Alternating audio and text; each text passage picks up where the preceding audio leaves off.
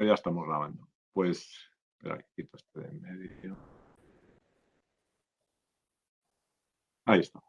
Pues nada, pues buenos días a todos los asistentes, tanto estudiantes del módulo 8 de Inteligencia Artificial y Blockchain, aplicaciones a la ingeniería civil del máster en Tecnología e Innovación Digital e Ingeniería. Pues yo soy Manuel Castro, soy junto con Víctor Izquierdo, que también está con nosotros hoy aquí. Somos los coordinadores generales del máster, desde la parte de la UNED y de la parte del Colegio de Ingenieros de Caminos, Canales y Puertos. Y un placer tener aquí hoy esta penúltima mesa redonda de este año. Tendremos la última ya en diciembre con el módulo 9 de la parte legal de todo el tema de la transformación digital y la innovación. Hoy tenemos una mesa redonda muy interesante, sobre todo por el tema que sigue siendo 100% actualidad, todo lo que son aplicaciones de los entornos de inteligencia artificial y de entornos en la ingeniería civil. Y voy a presentar únicamente al coordinador del módulo, a César Pérez Chirinos, que es el coordinador del módulo de inteligencia artificial y blockchain, que es el que estamos dando ahora en este momento. Y ya con eso ya os dejo que sigáis y ya tú presentas a los ponentes y organizáis la mesa redonda. Muchas gracias a todos por estar aquí, tanto a Sergio como a Jesús. Y nos vamos viendo en estas 2 horas que tenemos. Yo tendré que salir luego un rato porque tengo que moverme, luego me conectaré luego desde fuera, pero en principio ya seguís trabajando y seguís ya con todo grabándose como tal. Un placer que estar por aquí y ya dejo de compartir la pantalla para que vosotros podáis seguir. Muy bien, pues muchas gracias, Manuel.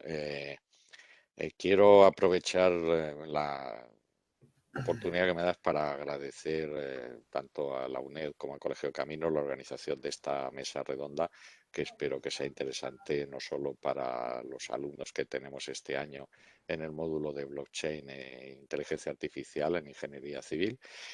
Y bueno, sobre todo agradecer a los dos ponentes que tenemos hoy aquí, que realmente son profesionales con muy poquito tiempo disponible y a los que quiero agradecer que hayan tenido la amabilidad de aceptar la invitación a pasar un rato entretenido, que es lo que pretendemos esta mañana, analizando un poco los temas relacionados con las tecnologías de registro descentralizado o distribuido y la inteligencia artificial. eh, sobre aspectos de los que no se suele hablar normalmente en público. Normalmente los que nos dedicamos a estas cosas hablamos de estos temas pues después de 3 o 4 rondas de cervezas o de alguna cosa más fuerte, y entonces, bueno, pues es cuando empiezas a llamar a las cosas por su nombre y a reconocer que hay cosas que no funcionan tan bien como se cuenta y todo este tipo de cosas, ¿no? Luego os voy cuando haga la introducción a la mesa más formal, os explicaré un poco por qué este año hemos querido abordar esta mesa redonda de esta forma, ¿no? Por orden de aparición en la presentación y además el orden en el que impartimos estas dos materias en el máster, tenemos a Jesús Ruiz, que nos va a deleitar con sus polémicas opiniones sobre las tecnologías de registro descentralizado. Jesús es ingeniero de telecomunicaciones por la Politécnica de Cataluña y ha trabajado fundamentalmente en tecnología bancaria, primero en IBM y luego en el Grupo Santander, en cuyo área de tecnología blockchain Industria 4.0 ha trabajado hasta 2018.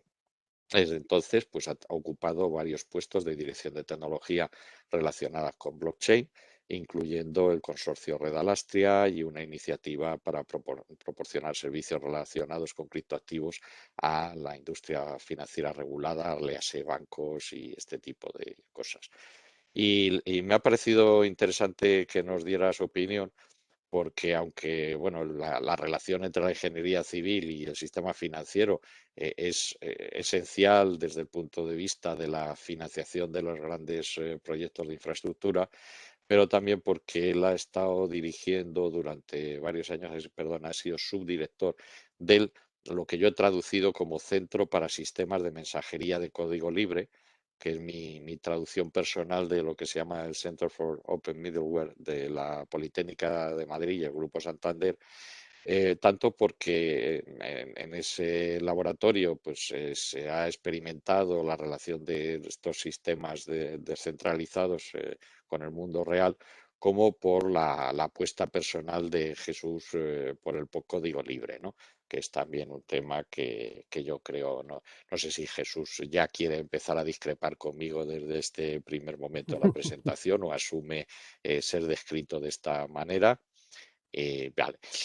Y last but not least, aquí tenemos a nuestro representante del mundo de la inteligencia artificial, que podría ser, no sé si mi nieto, pero sí desde luego mi hijo, Sergio Álvarez Teleña, que es un gurú de máximo nivel que tenemos en España en el ámbito de la ingeniería artificial, más específicamente en el ámbito del sistema financiero, pero supongo que también recordando sus inicios tras completar un grado en Economía y Administración de Empresas en la Universidad de Oviedo. Empezó a trabajar en una empresa eléctrica filial de EDP y luego pues allí estuvo ya desde el principio, se interesó por la automatización de las operaciones en los mercados financieros. Después de esta primera experiencia, pues hizo las maletas, se fue al Reino Unido y allí pues trabajó en la UCL y ha tenido allí pues distintos grados de inteligencia artificial aplicados al sistema financiero y en estos momentos es incluso profesor investigador honorario del Unity College de Londres, ¿no? Si no estoy mal informado, ¿no? Y además, pues bueno, pues es empresario, tiene una empresa, See the World, que tiene, bueno, como él ha intentado hacer o terminado, no sé exactamente si terminó el doctorado en Japón, pues tiene una tecnología que es Shimizu, que es, eh, bueno, ya lo contará él si viene a cuento, ¿no? Es posible que alguno de vosotros le conozcáis por una charla TED bastante conocida, en la que explicó un poco sus razones para que en los sistemas de inteligencia artificial la presencia de un humano que tome la última palabra en las decisiones del sistema sea importante. Y yo creo que esa es realmente la razón por la que más me apetecía traerlo aquí por temas de algo que en el mundo de la ingeniería civil sí tenemos muy presente, que es la responsabilidad social de las infraestructuras que construimos y que, bueno, pues en estos momentos en el que todo lleva software dentro, pues están las tostadoras, pues entonces yo creo que hablar sobre estos aspectos de responsabilidad personal en los sistemas híbridos es un área muy interesante, es un área en la que empieza a haber una legislación emergente en Europa y esto se aplica en buena medida tanto a los sistemas de ingeniería de inteligencia artificial como a los sistemas descentralizados utilizando tecnologías de blockchain o cosas de ese tipo, ¿no? Así que bueno, vamos a ver si empezamos ya directamente, vamos al grano y cedemos la palabra a Jesús Ruiz para que nos haga la introducción que él quería hacer a su participación a esta mesa redonda. Por favor, Jesús. Muchas gracias, César. Pues me gustaría hacer una presentación simplemente para poner en contexto. Si me confirmáis que se ve, Sí, continúo. Espera, voy a se ve. mi texto. Vale. Entonces, blockchain hay muchos, básicamente. Me gusta a mí todo del blockchain, pero en concreto y en los últimos tiempos me estoy centrando en un tipo de blockchains o en un tipo de aplicaciones de blockchain que necesitan tipos especiales de blockchain que yo creo que van a ser los que realmente revolucionen en el corto plazo el mundo, ¿vale? Porque, como todos sabemos, el blockchain comenzó con el Bitcoin, ¿vale? Esencialmente para permitir el cambio de propiedad de un bien, donde tanto el bien como la prueba de que alguien es propietario de ese bien están en el blockchain y solo en el blockchain. Es decir, es cambios de propiedad de objetos puramente digitales. Y de ahí que, por ejemplo, en el paper de Bitcoin se dijera que el objetivo básicamente es poder conseguir pagos no reversibles para servicios no reversibles. Bueno, eso hace muchos años ya, hace más de 10 años, y yo creo que está revolucionando y va a revolucionar el mundo financiero. Pero una cosa es el mundo financiero, yo he estado en banca mucho tiempo, ¿vale? Y la otra cosa es la economía real. Porque la economía financiera es muy importante, pero en realidad está al servicio de la economía real. La economía real es la producción de bienes y servicios que son los que producen básicamente, por ejemplo, el Producto Interior Bruto, de los cuales vivimos los seres humanos, la comida, el agua, la luz, el vestido, las carreteras, el transporte, los edificios, las obras civiles, la ingeniería civil, etcétera, ¿vale? Eso está en el mundo real. Y realmente lo importante son los ciudadanos, no la economía financiera. Entonces, a mí me interesa mucho más un tipo de caso de uso, ahora, que, bueno, no es el intercambio de bienes digitales o bienes puramente digitales, como por ejemplo pueden ser los pagos, sino que es lo que yo llamo notarización o certificación. Básicamente, que es la prueba de la existencia en el pasado de un objeto que es externo al blockchain. Un objeto que tiene existencia independientemente del blockchain y que, bueno, si el blockchain se muere no pasa nada con ese objeto. Lo que sí que pueden pasar son cosas muy malas si, digamos, todo lo que se ha dicho sobre ese objeto o sobre esa entidad física, pues es falso, ¿vale? Pero eso es la notarización. Por ejemplo, un título universitario. El título universitario existe porque te lo da una universidad y luego, básicamente, tú podrías utilizar el blockchain para notarizar, para certificar que eso pasó en ese momento y se graba una vez, básicamente, y se usa, se demuestra muchísimas veces, bueno, o tantas como necesites el diploma. Y como eso, básicamente cualquier cosa que miremos en la economía real está basado en certificaciones, en pruebas de que tú cumples con alguna condición, de que esta empresa cumple con algo o de que algo ha pasado. Y por cierto, tenemos los workflows descentralizados que son básicamente una generalización de la notarización. Una generalización en el sentido de que es típicamente para colaborar varias entidades, tanto del sector público como del sector privado, para registrar lo que cada entidad dice sobre algo que ha pasado o que esa entidad ha hecho fuera del blockchain.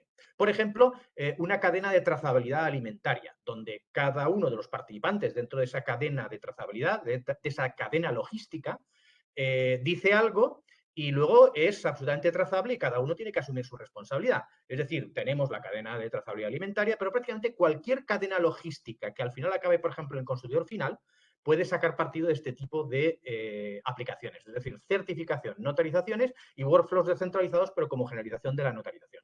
¿Qué es lo que necesitamos para eso? Pues necesitamos unos blockchains que cumplan con una serie de condiciones. Una de ellas es proporcionar lo que llamo un timestamping, un sello de tiempo que permita que no sean falsificables documentos o afirmaciones hechas en el pasado para que no aparezcan documentos o títulos universitarios viniendo del pasado y que aparezcan de la nada. Es decir, que si algo ha pasado y tú has dicho algo en el pasado, pues que no puedas falsificarlo. Pero también necesitamos inmutabilidad, es decir, que sea imposible modificar algo, el contenido de lo que ya ha pasado, o mejor dicho, de lo que alguien ha dicho que ha pasado en el pasado. ¿Vale? De tal manera que si tú dijiste algo, no vas a poder decir que no lo has dicho. Pero claro, para eso necesitamos no solamente inmutabilidad, que por cierto, la inmutabilidad absoluta no existe, sino que lo que necesitamos es un sistema que dificulte tanto la inmutabilidad que sea prácticamente imposible por un solo actor o por un grupo de actores conchavarse y modificar datos del pasado. En realidad lo que necesita es un sistema que sea tamper evident, es decir, que sea muy evidente que si alguien ha modificado algo, pues que lo ha modificado y quién ha sido, ¿vale? Ese es realmente lo que se necesita para que sea útil el sistema. Y necesitamos un sistema que proporcione algo que, bueno, me invento la palabra, es incensurable, ¿vale? Que sea incensurable. Es decir, que no basta con que no pueda yo borrar algo, sino que si yo pudiera, yo o un gobierno o una serie de empresas pudiéramos conchavarnos y limitar el acceso a algo, entonces estaríamos consiguiendo el mismo efecto que si lo estuviéramos borrando. Es decir, necesitamos que el acceso a la prueba, a esa prueba que se grabó en el pasado y que nadie ha podido modificar, el acceso a esa prueba tiene que ser universal e incensurable. Ningún actor solo o conchavándose con un reducido grupo podría evitar que se pudiera acceder a la prueba.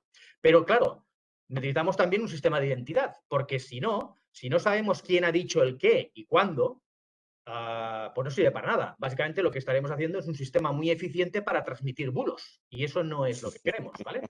Y necesitamos, si esa identidad se refiere a una persona natural, es decir, a un ciudadano, necesitamos una privacidad radical. Es decir, que solo se pueda conocer algo por parte de los actores que necesitan saber ese algo. Evidentemente, si se trata de la identidad de una empresa o una entidad jurídica, las entidades jurídicas, su identidad es pública, es perfectamente pública, no solamente su identidad, sino que, por ejemplo, en el caso de las empresas, están obligadas a presentar las cuentas anuales a un registro centralizado para que todo el mundo pueda acceder de manera pública, ¿vale? Pero el problema de esos repositorios centralizados es que suelen ser hechos por país, no hay uno a nivel europeo, es decir, está todo muy descoordinado. Y precisamente eso es lo que está intentando solucionar una combinación de tecnologías, porque cada una de las cosas que he mencionado antes, cada una de las cosas se pueden solucionar, hay tecnologías para solucionarlo. Pero si queremos solucionar todas a la vez, es decir, todas estas cosas a la vez, yo ahora mismo solo conozco 2 tecnologías que pueden solucionarlo y que de hecho lo van a hacer. Las credenciales verificables, que implementan un nuevo sistema de identidad que está llegando a nivel europeo, somos líderes en esto, con una privacidad radical, y después también el blockchain apoyando a esas credenciales verificables, que proporciona el blockchain el timestamping, el sello de tiempo, la inmutabilidad o la auditabilidad y la trazabilidad. Trazabilidad es fundamental en absolutamente todo, yo creo que la ingeniería civil también, y la incensurabilidad, es decir, que todo el mundo puede acceder a las pruebas del pasado. Y, por supuesto, un poco de sentido común, que en el caso del blockchain hay muy poco de ello, que yo me he encontrado muy pocos que tengan sentido común, ¿vale? Pero, y, de hecho, A eso te el hemos blockchain, invitado. lo siento, pero los criptoanarquistas pretenden utilizar el blockchain para descentralizar, pero realmente en el mundo real, la economía real ya está descentralizada. Hay 30 millones de empresas en la Unión Europea, hay 500 millones de habitantes, hay 150.000 administraciones locales. Si el problema no es descentralizar esto, es cómo conseguir esa descentralización, pero la coordinación eficiente entre todos los actores que ya están operando de manera descentralizada.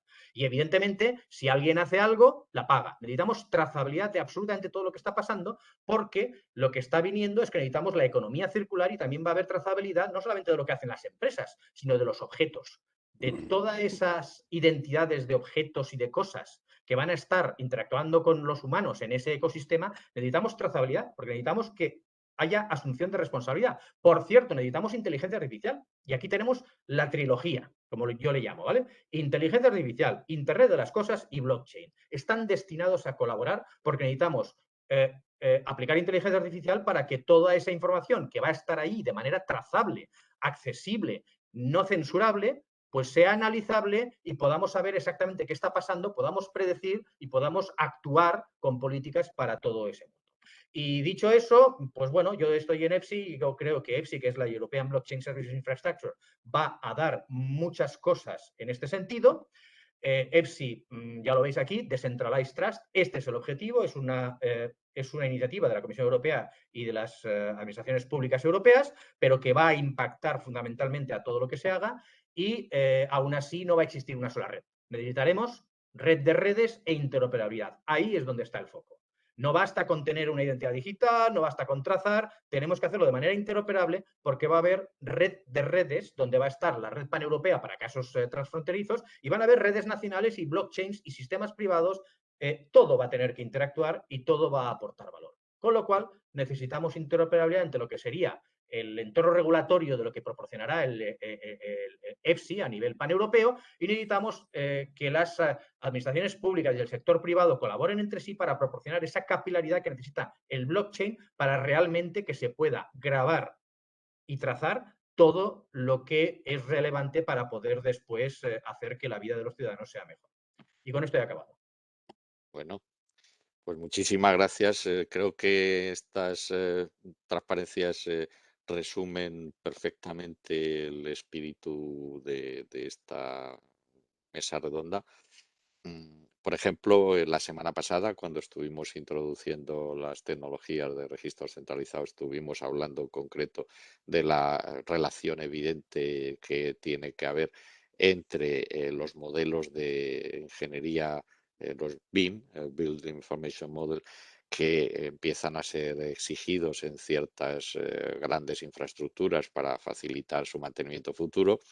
Y, como tú dices, evidentemente lo que hace falta es asegurarse para que el modelo BIM sea útil, es que la información sobre cómo se ha construido realmente esa infraestructura no se pueda modificar posteriormente con intereses perjudiciales, y tener una garantía de la autenticidad de los documentos que se manejan en ese repositorio BIM, pues es muy importante, ¿no? Sergio, te ha interpelado directamente Jesús diciendo que sin inteligencia artificial esa utopía digital que está contando, que me parece que está muy bien sobre el PowerPoint, que luego veremos a ver hasta dónde polemizamos sobre si es viable o no es viable. ¿Tú qué le podrías contestar? ¿Quieres aguar un poco el entusiasmo de Jesús sobre el futuro de las blockchain y en su relación con la inteligencia artificial? O sea, yo tengo un problema con Jesús y es que lo ha contado súper bien. No ha habido tanto hype, no hay hype en lo de lo que está contando Jesús. Está hablando mucho de, fíjate, me ha gustado incluso cómo ha utilizado la inteligencia artificial, que es la inteligencia artificial es para analizar esos datos, no para que raneen paralelos sobre el blockchain con smart contracts que empiecen a hacer inteligencia artificial descentralizada, no sé qué. No. Yo creo que ahora mismo, si hacemos zoom out, estamos en un modo POC de todo este ecosistema. O sea, Bitcoin es un POC. Simplemente ha demostrado, gracias a todo, ya sabéis la típica esta curva de vienen los Illuminati que lo compran todo, tal no sé qué, luego viene la decepción y luego ya por fin se establece. NFTs, Bitcoin, no sé qué, son los Illuminati ahora mismo, ¿vale? Y están demostrando algo que es muy importante para poder desarrollar todo esto y que llegue luego a ese momento. Vamos a pasar el bajón luego. Luego, este tema de blockchain no nos invitarán a hablar de estas cosas y tal, porque será como bajonazo, igual que pasó con la inteligencia artificial, que ha tenido ya 2 o 3 inviernos o algo así. Y luego ya vendrá ese momento en el que efectivamente se estabilice el largo plazo y efectivamente para mí la inteligencia artificial se va a estabilizar más a ese nivel y de una manera externa, pero aprovechando el blockchain. Porque a veces parece que todo tiene que ocurrir en el blockchain. Y una cosa que me encanta también, me parece un gran error de todos los que escriben libros, etcétera, etcétera, es que asumen que, que sistematización igual a blockchain. Entonces le atribuyen a blockchain todos los beneficios de la eficiencia de la sistematización, ¿vale? Que es obviamente, como está poniendo Jesús, es efectivamente un grave error, ¿vale? Que tiene una parte buena y una parte mala. La parte mala es que obviamente no es así. Es DLT, es una base de datos para que todo el mundo efectivamente podamos, como bien explico, ver qué es lo que ha ocurrido y que aquello sea inmutable, etcétera, etcétera. Hay que ver también, por cierto, el derecho al olvido que pinta ahí, que puede ser peligroso. De ahí lo que dijiste de que tiene que haber mucha seguridad radical con respecto a la tal. Pero la cuestión es que dentro de este POC en el que estamos, ¿vale? Llegarán nuevas, o sea, llegará a formarse el ecosistema en el que sí creemos, ¿vale? Una cosa que a mí me interesa mucho es, por ejemplo, Ethereum, que es como la más de las criptodivisas, no sé cuánto conocéis de esto, pero bueno, es como la más flexible de las más famosas, ¿no? Porque a la vez se puede hacer contratos que se llaman, o bueno, ¿cómo decirlo? Funciones. Puedes hacer funciones dentro del blockchain, de manera que hagas cosas inteligentes, ¿no? No pueden ser muy inteligentes porque como todo se distribuye, al final tienes muy poca capacidad en cada ordenador, se empieza a montar en el lío, ¿no? Entonces, puedes hacer cositas, pero no son muchas. Sin embargo, todo lo que se vaya montando encima de esa criptodivisa, de este Ethereum, ¿vale? Y aquí es donde yo quiero empezar un poco también a meter un poco de polémica, es, ¿cómo deciros? Realmente es ultra inestable, porque el precio porque las criptodivisas hay dos componentes. Una es inversión y otro moneda normalita, fiat, ¿vale? Y se está confundiendo ahora esto, ahora mismo, se está confundiendo sobremanera. Y los primeros son, efectivamente, los grandes gurús que escriben grandes libros, etcétera, que no son capaces de distinguir este proceso que hablamos de sistematización frente a simplemente inversión, ¿no? Entonces, simplemente deciros, Bitcoin y Ethereum ahora mismo son súper volátiles porque no hay una política monetaria detrás. La política es ¿cómo decir? Muy poco profesional. No incluye cosas básicas de hace 100 años de macroeconomía. ¿Vale? Ejemplo, la ecuación de Fisher. No, se dice, bueno, pues en Bitcoin se van a crear tantas monedas y chao, por lo tanto ahí es deflacionista, cosa mala. Y en Ethereum pues se va a crear tanto a este porcentaje y después va a bajar a este porcentaje. Y dices, pero este porcentaje en los bancos centrales lo están gestionando de manera variable para mapearlo con el crecimiento de la economía, ¿vale? Entonces, si no empezamos a controlar desde un punto de vista de macroeconomía estas divisas, todo lo que se monte sobre ellas, todo ese ecosistema que se monte sobre ellas, que quieren que incluya inteligencia artificial, no va a ser estable porque los precios van a ser una barbaridad, ¿vale? Y se van a mover muchísimo. ¿Por qué? Porque en realidad son mecanismos de inversión, no de fiat, no de divisa normal, ¿vale? Entonces, a las divisas o a todo este sistema de blockchain, para que empiece a montarse algo sobre ellos que tenga valor, la divisa tiene que autogestionarse mirando a ella misma. Ni siquiera me gusta cuando miran al dólar, que a veces algunos dicen, y estoy metiendo un poco el tema también de lo que son divisas estables, ¿vale? Perdón por toda la liada, pero bueno, yo creo que estoy intentando abrir el melón, ¿vale, chavales? Para que luego podamos hablar aquí un poco de todo, referenciemos y que a la gente le vayan sonando ciertas cositas, ¿vale? Sí, bueno, Sergio, me parece que lo que acabas de decir ya la semana pasada, alguno de los alumnos mostraba su perplejidad barra interés barra no voy a ser el último en meterme en este jardín de las criptomonedas porque le habían ofrecido un tipo de interés garantizado absolutamente inverosímil en un pool de minería de blockchain, ¿no? Y esto que acabas de decir, pues es que el primer mensaje de prudencia que tendríamos que mandar a nuestros colegas ingenieros de camino, que, vamos, colegas míos, no vuestros, es ni se os ocurra financiar un proyecto de infraestructura ferroviaria usando criptomonedas porque no tenéis ni la menor idea de al final cuánto costará eso cuando tengáis que hacer frente a los pagos automáticos anotados en esa cadena, ¿no? Y es verdad que se está confundiendo en buena medida las posibilidades de una tecnología de sistemas distribuidos con una aplicación, que es la primera de las que ha señalado Jesús, que es la transferencia de valor en Internet, previa, en muchos casos, creación de un valor inexistente, simplemente por mecanismos de escasez controlada o cosas de este tipo, y que hace que la gente piense que eso va a estar ahí, que va a funcionar sin ningún tipo de problema. Y bueno, pues esto esta reflexión me permite entrar en la primera cosa sobre la que yo os quería llamar la atención y pedir un poco vuestra opinión, ¿no?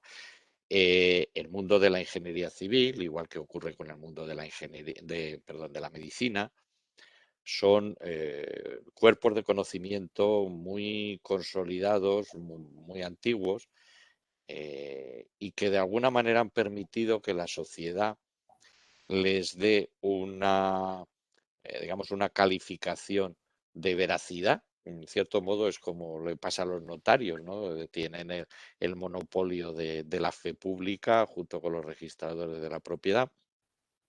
Entonces, a cambio de el uso responsable de esa tecnología de ingeniería civil o de medicina, se restringe el acceso a la actividad profesional con colegios profesionales, con restricciones legales. No todo el mundo puede firmar el proyecto de un puente o supervisar su construcción.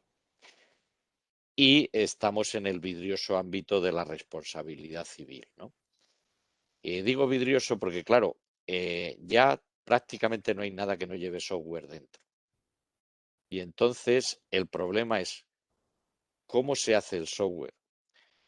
Los ingenieros civiles tenemos la ventaja de que podemos quedarnos, lo que se llama profesionalmente, del lado de la seguridad, reduciendo nuestras expectativas sobre la capacidad resistente de los materiales que utilizamos o sobre este tipo de cosas.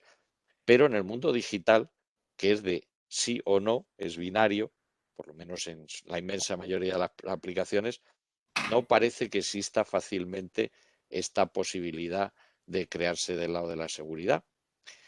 Y el resultado de esta situación es que en los sistemas híbridos de ingeniería aparece un responsable legal, incluso con responsabilidades penales ante la sociedad que ha firmado el proyecto, que ha dirigido su ejecución, y sin embargo tienen una parte fundamental que no tiene ningún tipo de garantía. Es como el software, la única garantía que tienes es que si abres la caja bueno, antes, ahora ya ni hay caja, pero si te lo descargas no hay ninguna garantía. Esto te lo coloco así, como dice la licencia, y si no funciona, vete a pedir explicaciones al maestro armero, ¿no?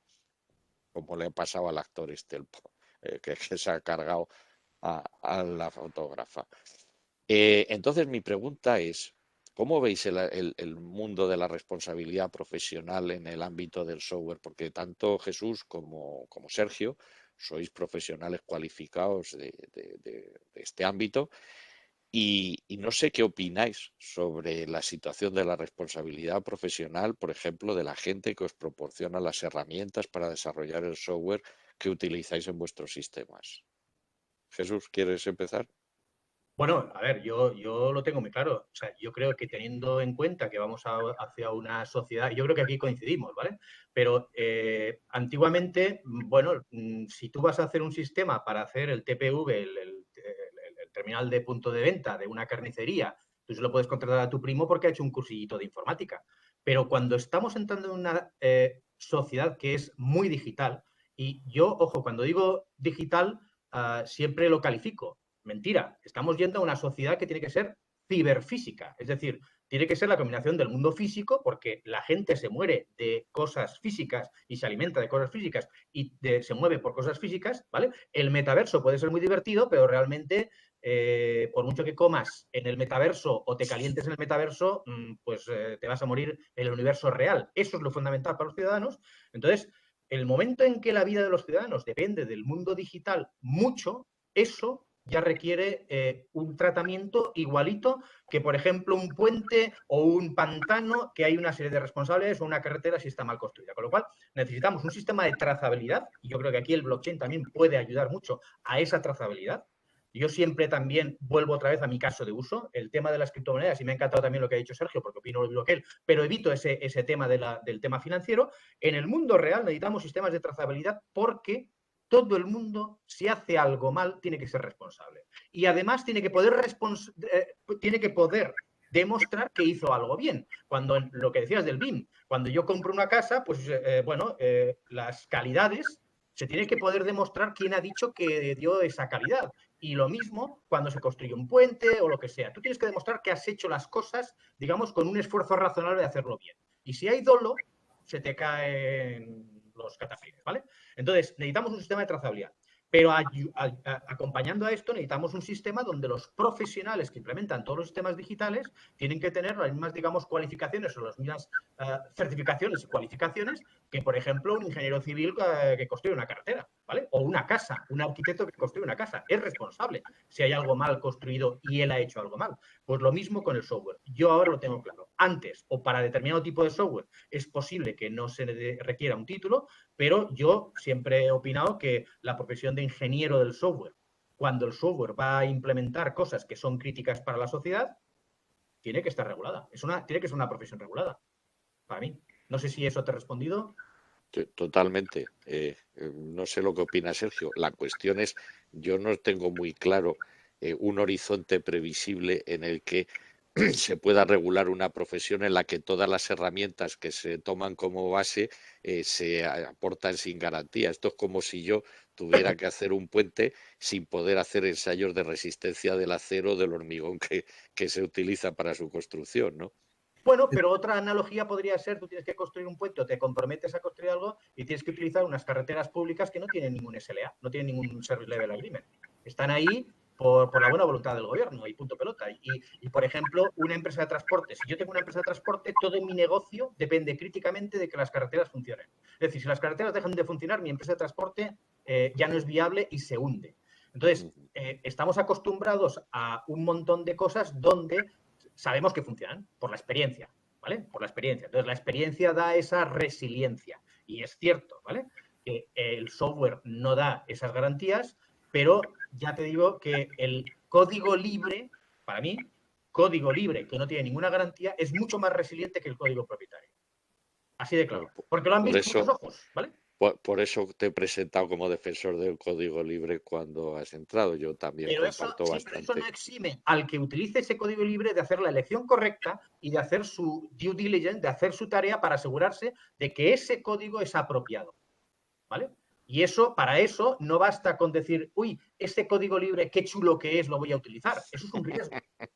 No, mira, este código libre está funcionando ya en 1000 sitios parecidos a los que yo lo estoy utilizando y no ha pasado nunca nada, o lo que ha pasado está controlable, se han solucionado todos los problemas de seguridad, sobre todo, por ejemplo, y de ciberseguridad, los da la experiencia, ¿vale? Y la resiliencia, es decir, que esté en vivo y en directo. Por ejemplo, Ethereum es muy resiliente a nivel tecnológico. Todos los problemas que han habido son típicamente de la gente poco profesional que ha utilizado esas redes, pero como red es muy resiliente y de ahí se puede aprender mucho para construir redes tan resilientes para que sean utilizables para otros sistemas.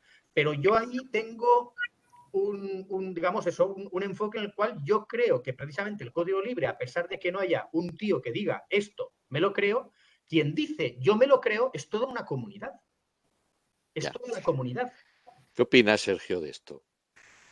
Yo opino varias cosas, ¿no? Lo primero que creo que es el 2.0 lo que ya hay, porque ahora mismo también, no sé, pues se usan ciertas calculadoras, etcétera, que estás creyéndote que funciona y puede tener riesgo operacional, porque ¿por qué no lo van a tener, no? En realidad no lo hemos tenido o no lo hemos visto, pero efectivamente ahí estás jugando contra una empresa que te está diciendo que aquello funciona, a pesar de que puede tener riesgo operacional porque es un mecanismo. Y frente a un montón de gente, como está diciendo ahora Jesús, que realmente lo ha mirado, etcétera, etcétera. Aún así, eso no quita que tú lo puedas seguir mirando. Nosotros comprobamos nuestras librerías, ¿sabes? Y entonces eso es una parte, ¿no? La parte es como, es más de lo mismo, estamos yendo más de lo mismo, pero en una nueva dimensión, ¿vale? Que es esta del software. Nadie te va a poder... Porque hay dos cosas, es que el software vive en un hardware también, ¿vale? Entonces, el software no se puede responsabilizar del hardware. Y es que aquí ya empezamos a entrar en el mundo de lo que es un algoritmo, que me encanta, porque yo una vez estuve en Uruguay ayudando ahí a los del Banco Interamericano de Desarrollo y tal, y una pregunta que me hizo Enrique Iglesias, que es un capo allí de Latinoamérica, me dijo él, ¿y qué es un algoritmo, Sergio? Y dije, hostia, yo pongo que hago algorithmic trading, que algorithmic para aquí, para allá, tal, pero nunca me he parado a definir qué es un algoritmo, pero de verdad, ¿no? Y poco a poco fui pensando y dije, vamos a ver, ¿el algoritmo qué es? Porque en el algoritmo están todos los riesgos que te preocupan, ¿sí? Que es verdad. En el algoritmo está el expertise de heurístico, ¿vale? Del profesional.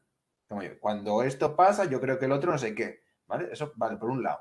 Después eso está reforzado con más o menos machine learning, más o menos open source, más o menos cosas, ¿no? Pero está reforzado. Y ahora si quieres entramos en este refuerzo, ¿no? Porque unos son transparentes y otros no transparentes. ¿Qué hacemos con eso? Y después eso vive en una máquina con una cierta calibración del algoritmo y calibración de la máquina. Y como en esa máquina vivan otros algoritmos que consumen, que pelean por los recursos de la misma máquina con este algoritmo, vas a tener comportamientos diferentes del mismo algoritmo. O sea, es bastante más complejo que esto. Esto se lo dije a la jefa de inteligencia artificial de JP Morgan una vez que me invitaron para que la ayudase. Y no entendía nada, ¿vale? Porque era como, hostia, pero no es una fórmula. O sea, ella estaba viendo la beta y la gamma, cómo varían. Y digo yo, perdona, es que te varía en función de cómo te estén consumiendo los recursos de la máquina dos algoritmos que igual viven bien juntos, excepto si esto lo tuneas así y está así, y entonces aquello empieza a hacer aguas por todos lados. Entonces, ¿quién es el responsable de eso? Todos, ¿no? Y ahí entramos en la segunda parte, ¿no? Te voy a querer hablar un poco de la transparencia, ¿no? Porque es verdad que hay aquí dentro. Y por otra te quiero hablar de cómo regularlo, ¿no? La transparencia. La transparencia es, hostia, pues nadie tiene la transparencia del todo. Es un tema muy híbrido. Estamos yendo hacia un momento muy híbrido de responsabilidades. Eso es verdad y lo tenemos que empezar a asumir. Porque yo no sé, yo que te proveo el hardware y el software, yo no sé si tú vas a estar calibrando los algoritmos mal de manera que estés rompiendo los recursos de la máquina, empiecen a competir y aquellos empiecen a hacer agua los dos. Yo no lo sé, no cómo la vas a usar tú. Tampoco sé la máquina si va a estar funcionando a tope o de repente el tercer año, cuarto año ya empieza a bajar en su funcionalidad, ¿vale? Entonces, un poco esto lo que te quiere decir es muy complicado. Y lo que son las estrategias de machine learning que le podamos meter ahí dentro, etcétera, etcétera, yo tampoco sé en la última línea de código que es la que va a afectar a esa parametrización que te dije anteriormente, que es que está por descubrir. Y ahí llega la parte de la regulación. A mí me gusta, o sea, yo es que esto todo lo veo de forma natural, entiendo que sí, que tiene que regularse, etcétera, y veo casi un montón de cosas que se pueden hacer, porque vengo del mundo del algorithmic trading. Y eso está regulado, no, está lo siguiente, ¿no? De hecho, tienes que tener hasta ese registro de por dónde ha pasado casi, qué piececitas del algoritmo se han ido despertando para llegar a una acción, ¿vale? Y eso hay que dejar una trazabilidad de eso, súper interesante, ¿vale? Entonces, para saber si algún algoritmo falla, luego dices, hostia, pasó por aquí, ya sé por dónde no pasó y sé por dónde pasó. Entonces ya empiezo a buscar el error por alguno de los nodos que son los que definen realmente el algoritmo. Porque el algoritmo a veces toca estas piezas y a veces no toca estas piezas. Entonces, aunque yo le haya puesto el mismo nombre, el algoritmo no es el mismo. Hay muchísimas dimensiones que determinan lo que es un algoritmo de verdad. Porque para mí, la definición del algoritmo, un algoritmo es distinto de otro si tiene un comportamiento diferente, ¿vale? Dentro de cualquiera de sus inputs, ¿no? Entonces, sí que existe un montón de formas de tratar de asegurarse antes de llevar al mercado algo, antes de asumir esa responsabilidad, que has hecho todo lo posible, pero yo creo que ahí, a partir de ahí, el regulador tiene que terminar, ostras, has estado en el estado del arte de todo lo que se puede hacer para intentar ex ante ver que esto no va a romperse. Si se rompe, tampoco, ¿a quién hago responsable? Y tenemos que acostumbrarnos a vivir en este mundo que es bastante desagradable, pero que creo que es bastante natural. No sé qué Sí. opináis al respecto. Hombre, vamos a ver, yo te recuerdo que pues quizá una de las primeras aplicaciones de la inteligencia artificial en la ingeniería civil se hizo en España en el control de la cuenca hidrográfica de Segura y fue una secuencia de apertura y cierre de regulación de los embalses en la cuenca para tratar de mantener un nivel óptimo de capacidad de almacenamiento, ¿no? Y también de control de avenidas. Es decir, si ese sistema de inteligencia artificial, que era un poco lo que lo que luego se llama un sistema experto, eh, si ese sistema hubiera abierto indebidamente las compuertas, pues seguramente hubiera habido muertos por inundaciones, aguas abajo, cosas de este tipo, ¿no? Yo entiendo el ejemplo que ponía Jesús antes de las carreteras y de que también hay fallos en las carreteras, pero para mí la diferencia de complejidad es abismal y tú creo que lo has explicado muy bien cuando has expuesto el problema de los algoritmos que compran y venden automáticamente en los mercados. Entonces, eh, digamos, no, cuando tú tienes un cuerpo de conocimiento como es el de la ingeniería civil, en el que, digamos, en los materiales no caen hacia arriba nunca, es decir, hay una serie de leyes físicas que son relativamente inmutables, mucho más que el blockchain, y que de alguna manera dan estabilidad a tu cuerpo de conocimiento. Parece que en el mundo del software es muy difícil que se consiga esa estabilidad porque, digamos, el avejentar prematuramente, por no usar la palabra deprecar, que me parece abominable, ¿no? El avejentar prematuramente el software diciendo, bueno, como esto ya lo he vendido, ahora voy a vender otra cosa. Y esta mañana estaba comentando precisamente con el coordinador, eh, con Manuel, un problema que acabo de tener esta mañana, que es que eh, el Excel no admite copiar de unas celdas a otras, sale un error y me dicen del centro de ayuda a usuarios que llevan desde el principio de mes intentando resolverlo. Si tú no puedes copiar y pegar dentro del Excel, ¿para qué sirve el Excel? ¿No? Porque yo creo que la gente no usa el Excel para otra cosa. Pero que se me ocurra a mí probar a ver qué pasa si apago el Teams y compruebe que efectivamente hay un problema de incompatibilidad entre dos productos del mismo proveedor, que es la que nos impide trabajar. Eh, bueno, o sea, es que creo que la complejidad, o sea, lo mejor es que los humanos ya hemos perdido completamente el control de la complejidad de los sistemas ciberfísicos, que es como muy bien los ha llamado Jesús, porque es como técnicamente se conoce esta disciplina. Y claro, yo veo un problema. O sea, ahora mismo, como lo único importante es ser el primero en llegar al mercado y poner de moda mi blockchain es más amarilla que la tuya y entonces queda mejor en el PowerPoint y cosas de estas, como si fuéramos pocos, ahora parece que empieza una nueva moda que es el low code, el poco código y código generado por inteligencias artificiales que han explorado los grandes repositorios de código abierto y están generando automáticamente código a disposición de cualquier friki que decida que va a ser el que domine, el que va a ser el próximo Buterin de la vida. Entonces, ¿puedes explicar un poco, tú que conoces los entresijos de cómo funcionan esos algoritmos, Sergio, a nuestros asistentes, en qué consiste eso de que el código, o peor, las noticias, los artículos de fondo, incluso las novelas, las estén empezando a escribir sistemas automáticos? Sí, sí, bueno, sobre todo yo soy muy, a pesar de estar metido en esto y que me guste mucho y tal, soy súper contrarian, ¿vale? Creo que si no eres contrarian no aprendes, entonces me gusta ser muy vocalmente contrarian, a veces incluso no soy tan contrarian como digo, pero me gusta ser vocalmente contrarian para qué tal, ¿no? Entonces, aquí tenemos que recordar que esto es estadística avanzada, porque es que como le pongamos inteligencia artificial, es tan molón el nombre, tan hype, que yo ya me creo cualquier cosa. Si te digo machine learning, fuck, me lo estás diciendo en inglés, tal, tiene que ser la hostia, ¿no? Si te digo estadística avanzada, dices, buah, estadística. Exacto, ¿no? Pues es estadística. Todo esto rollo es estadística avanzada con nombres cada vez más molones, ¿no? De hecho, yo lo que hago es Augmented Machines. Es un tema que nos inventamos nosotros ahí en UCL y tal, que es todavía más molón el nombre, ojo. Pero no deja de ser estadística avanzada, ¿no? ¿Qué están haciendo? Esto es muy importante. Además es que te lo quería contar antes porque lo estabas mencionando tú y es que esto es muy importante. O sea, aquí la gracia de todo, o sea, si te haces super zoom out, pop, pop, pop, pop, la gracia de todo, cuando hablamos de machine learning y demás, es la distribución que está generando los datos que vemos. La distribución.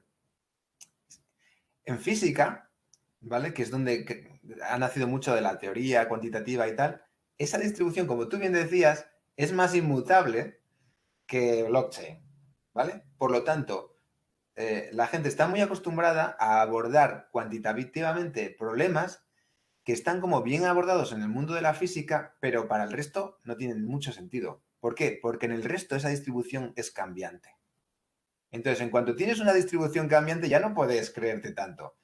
El extremo vuelve a ser, como siempre, finanzas, que viene Trump, pone no sé qué tweet y de repente cambió la distribución de los precios, cambia de la hostia, pero si tú sigues pensando que no, pues es tu problema, ¿no?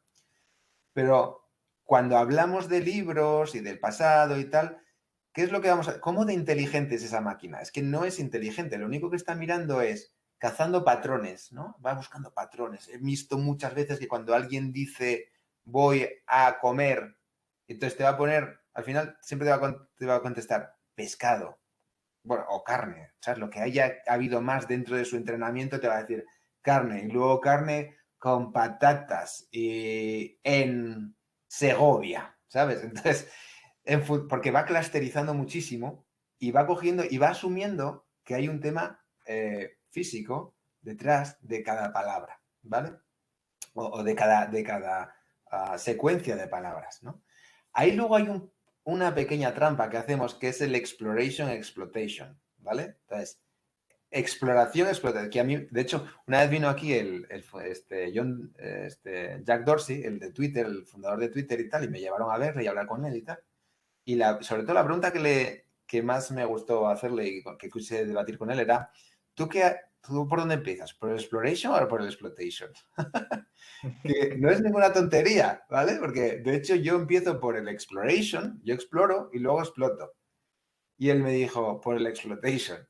Dije, anda, tío, este tío empieza por el exploitation. O sea, él primero gana dinero y luego ya ve cómo seguir ganando más dinero. Cómo explorar para seguir más dinero. Y yo soy un puto loco que voy ahí a lo salvaje y veo qué es lo que pita, ¿no? O sea, entonces los algoritmos también hacen eso, ¿no? Es, voy a comer carne a Segovia, ¿no? Con patatas a Segovia, o exploro un poquito. Y entonces, entonces te puede cambiar ese tuneo de ese parámetro para decir a Nueva York, ¿no? Porque lo vio que hay un patrón que es lo que más está diciendo últimamente. Y ya no se está mirando tanto en la distribución agregada, sino que te va a haber subdistribuciones por ahí, ¿vale? Pero la gracia está en que no para de haber subdistribuciones y distribución, no deja de ser estadística en busca de parámetros que ya han ocurrido. Entonces, Eso se parece a mutaciones en la naturaleza. Totalmente. El mejor. Está describiendo realmente la biología evolutiva. Correcto. Es que yo no he dicho que sea la mejor, ojo, ¿eh? No, pero quiero decir que esa base de esas exploraciones son mutaciones y si resulta que funciona, funciona. Y si no, se muere. Claro, lo que pasa es que aquí no se muere porque el algoritmo te la va... Si te vas a... Es lo que os quiero decir, es como, no, ya, ojalá. Ojalá muriera. No estoy diciendo eso. No. Es algo pero que tiene un nombre de la hostia que acaba en 3 y por lo tanto viene el cuarto que va a ser todavía mejor, ¿no? Entonces, el GPT-3. Claro, entonces te vienen con mucho marketing de los miles de millones de teras y de iteraciones que han hecho no sé qué, pim, pam, que está muy bien, ¿vale? Pero yo quiero llegar a una conclusión y es que a la hora de escribir código y tal, el humano no ha visto tanto, no nos han entrenado con tanto para nada. Hemos visto mucho menos y sin embargo somos capaces de ir mucho más allá y coger todo esto. Un poco para que veamos claramente que de inteligencia no tiene nada, ¿vale? Es el marketing, es lo que tiene inteligencia, el nombre. Lo demás está bien, porque además, ojo, está bien, es si es necesario, y aquí está el punto, si es necesario, desde luego que yo voto por ello. Yo voto por ello. Si es necesario, vamos a hacerlo, claro que sí. Si no es necesario, ¿para qué lo vamos a hacer? Que es un poco hilando con lo que decía yo al principio de, a ver, blockchain, ¿para qué sirve? Para esto. Si es necesario, hagámoslo. Si no es necesario, no lo hagamos, ¿vale?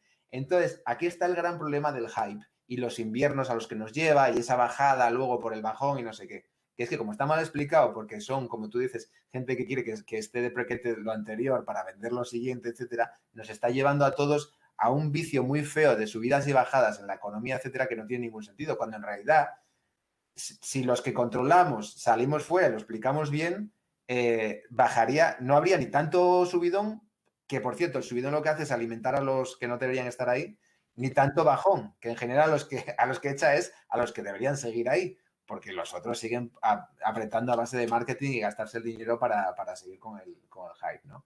Pero el problema es que el que no sabe no habla, el que no sabe habla y el que sabe habla. Big time. Buah, sobremanera eso. Bueno, pero ¿sabes por qué? Porque no les está filtrando César. Y luego normalmente pasamos, yo hago muy pocos de estos, ¿vale? Porque me tengo que dedicar, yo ya digo, no, yo voy a centrarme en ganar pasta porque tonto el último y yo ya llevo mucho explorado y mucho rollo y ahora tengo que darle a mi empresa crecimiento y tal. Y suelo pasar de ahí. Aquí es porque me invitó César. Si no, probablemente no hubiese venido, ¿no? Y realmente lucho conmigo mismo porque realmente sí que hay un punto aquí de responsabilidad que deberíamos tener todos, ¿no? Y que estamos teniendo en general, ¿no? Pero también luego no quiero, a veces por estrategia no podemos salir de la parte baja, entonces tú tienes que hacerte un poco fuerte para ser resiliente a los inviernos, ojo, ¿vale? Entonces también tienes que mirar más por lo tuyo para ser resiliente y no dar tanto tiempo a esto. Lo que os decía de Uruguay lo hicimos, por ejemplo, sin cobrar, etcétera, etcétera. O sea, no paramos de... Y lo de las máquinas aumentadas, que si queréis os cuento luego también, viene, que ya lo introdujo antes César, que es como meter, si queréis lo cuento ya, o sea, no sé, tampoco me lo decía. Viene a cuenta ahora, sí. Pues las máquinas aumentadas fue un tema de responsabilidad que me entró ahí durante la tesis, ¿vale? Durante la tesis me di cuenta y dije, joder, yo controlo mucho hice un máster en el Banco de España y tal, controlo mucho de economía laboral y estas cosas, y estaba pensando en todas las consecuencias que tendría la inteligencia artificial en el mercado laboral, etcétera, etcétera, ¿no? Que eso, aunque ahora se empieza a hablar, al principio no se habla de ello, ¿no? Primero se arrasa y luego ya vemos qué pasa, ¿no? Entonces lo que hice, esa charla de TEDx que menciona, es yo creé la máquina que me iba a sustituir y le demostré, bueno, esa máquina luego se llevó el premio a la mejor plataforma de trading de Europa, ¿eh? O sea, la hice bien, la hice con ganas. Y luego le demostré a la máquina que estaba mejor conmigo que sin mí, porque yo la aumentaba. yo la aumentaba y era máquinas aumentadas. En vez de pensar en humanos aumentados, decía, game over el humano, gana la máquina, pero vamos a demostrarle que la podemos aumentar. ¿Y es por qué? Por lo que os decía, nosotros lo llamamos Neocortex Adds Context, ¿vale? Siempre lo decimos en plan, olvídate, no quites a la gente porque sí, porque la máquina va de distribuciones pasadas, ¿vale? Y el humano, con muy poco, es capaz de mirar hacia adelante. Y eso la máquina todavía va a tardar muchísimo. Nosotros hemos hecho algo para que la máquina no tarde tanto, ¿vale? Que es muy cachondo también. Pero que es un poco para que veáis cómo se hace de verdad una máquina que sea inteligente, o el shortcut, o el truquete, ¿no? Nosotros hicimos, como parte de esto que mencionabas, Jesús, que como cómo se audita el algoritmo, cómo se tal, en finanzas dijimos, mirad, la mejor forma de auditar un algoritmo es estresarlo dentro de un ecosistema muy realista. Entonces dijimos, si somos capaces de hacer algoritmos muy, muy buenos, podemos hacerlos muy malos. Y podemos hacer toda la distribución entre los buenos y los malos. O sea, sofisticados o no sofisticados, perdón, no buenos o malos, ¿vale? Por lo tanto, podemos hacer toda la distribución que queramos y por lo tanto podemos estresarlo. Si nos creamos el resto del ecosistema, en plan el exchange, el broker, el data provider, ¿sabes? Quiero decir, la bolsa, el tío de los datos, la empresa que intermedia, etcétera, podemos hacernos un ecosistema que es muy realista y podemos cambiar la distribución de los agentes que están ahí para estresar el algoritmo que te viene desde fuera sin necesidad de mirar el código. ¿Vale? Porque es más, ahora mismo tenemos que centrarnos más en tunear el ecosistema entero que un algoritmito ahí, ¿vale? Entonces, dentro de esto, dijimos, perfecto, esta realidad virtual nos sirve también para que el algoritmo aprenda. Entonces, ¿cómo un algoritmo puede dejarse esto de aprender cosas que están en el pasado, que os estoy diciendo que es una distribución que ya existió y tal, y puede ser más o menos listo, pero ya existió? No te puedes enfrentar a cosas nuevas. Pues haciendo cosas nuevas, ¿vale? Entonces, nosotros lo que hacemos es creamos situaciones que pueden llegar a ocurrir y calibramos el algoritmo en lo que ha ocurrido y lo que puede ocurrir. Y entonces ahí es cuando el algoritmo, cuando ve algo nuevo que no ha ocurrido, sí, o sea, parece que es muy inteligente porque sabe reaccionar, pero es que en realidad no ha ocurrido en el mundo real, en el nuestro, en el suyo sí. Y entonces la máquina que tenemos es autónoma, que se está autoentrenando continuamente porque está viendo cosas que nosotros no hemos visto y es capaz de reaccionar timely. Pero es un truco, es lo que os quiero decir. Es como, está muy guay todo el rollo y de verdad que sale más inteligente y tal, pero es un truco estadístico. Entonces, por ahí van un poco los tiros. Perdón, igual me he desviado un poco el topic. No, yo creo, vamos a ver, entre otras cosas, eh, a mí me parece muy importante vuestra experiencia en el mundo real construyendo estos sistemas de muchísima complejidad, porque de alguna manera en estos momentos en Europa se está intentando legislar sobre estas materias, pero no sé hasta qué punto los expertos conseguís que se os escuche adecuadamente por parte de los reguladores que elaboran estos proyectos legislativos, ¿no? Porque da la sensación de que siempre se legisla sobre el pasado en lugar de sobre el futuro, ¿no? Y creo que lo que acabas de explicar pues es una buena aproximación para entender que realmente, vamos, en el mundo financiero los reguladores exigimos a los que pretenden captar fondos para un proyecto que digan que rentabilidades pasadas no garantizan rentabilidades futuras. Y sin embargo parece que a la hora de elaborar las leyes, parece que lo único que aspiramos es a resolver problemas pasados en lugar de tratar de diseñar soluciones legislativas que faciliten llegar a un futuro mejor que la realidad presente, ¿no? Exacto, porque además que como te restrinjan con cosas del pasado y tú veas con algo nuevo, no les encaja tampoco y no te dejan evolucionar. Entonces estamos todos pillados con una cosa muy, muy complicada, que es estructuras pasadas para desarrollar cosas nuevas. Y entonces llegan los sandboxes, que es casi una pérdida de tiempo para todos, que se habría arreglado si realmente hubiesen aceptado consejo externo, experto, para desarrollar todo esto. Yo ahora, por ejemplo, estuve en un... Yo no sé si debería contar esto, pero bueno, allá voy. Estuve en un debate mira, no digo el organismo, de un organismo supranacional, ¿vale? En el que se hablaba mucho de la regulación de cómo regular la inteligencia artificial. Y para empezar la están regulando como una vertical cuando debería ser una horizontal. Y ya no solo es una horizontal, sino es una horizontal que debería ser armónica en todas las intersecciones con las verticales, ¿vale? Entonces yo propuse algo así y lo llamé, dije, joder, es que estos son como vectores, tenemos que tener en cuenta tipo de dato, tipo de riesgo, tipo de impacto, tipo de tecnología, tipo de método de inteligencia artificial, algoritmos, ¿sabes? Estaba intentando llegar a... Pero sin decirles que estaba hablando de algoritmo porque ya les puedo volver la cabeza loca. Simplemente dije, ¿cómo lo pongo para que sea sencillo de entender? Lo dije, Dimensions Driven Regulation, ¿vale? Regulación dirigida por dimensiones, en vez de hacer bloques grandes. Yo les decía, bloques grandes es lo último que tenéis que hacer. Ahí es donde me metéis ahí un problema, porque os ponéis a regular a saco y no tenéis ni idea de lo que estáis haciendo y metéis problemas. Entonces, tenéis que identificar vosotros, de momento, qué estáis regulando para hacerlo ahí lo más micro posible, ¿vale? Y ahí ya clusterizáis por distintos tipos de... Porque ya me da igual el riesgo de algo de finanzas y algo de recursos humanos es mucho más parecido que dos cosas dentro de finanzas. Entonces, es que tenéis que buscar la dimensión adecuada para regular. El feedback que obtuve fue un poco por lo que decías tú de que no se escuchan los expertos. Bueno, para empezar, alguien de una universidad muy top del mundo copió, dijo, señores, es que yo creo que esto copió mi email, ¿vale? Lo pegó, dijo, y añadió, es de lo que tenemos que estar hablando en este foro, ¿vale? O sea, alguien muy top de una universidad muy top. Dijo, sí, tiene razón Sergio. El resto, Sergio, no entiendo dimensiones driven. Quizás porque dimensiones no es una palabra en inglés. Esto es, había escrito mal dimensions. Este es todo tu feedback. Entonces no lo entiende. Otro dice, es que yo por vector entiendo otra cosa. Porque añadía vector. Y mira que les había dicho, voy a llamarlo bold, voy a ser como valiente, voy a llamar a esto, da igual cómo lo llamemos, llamémoslo así.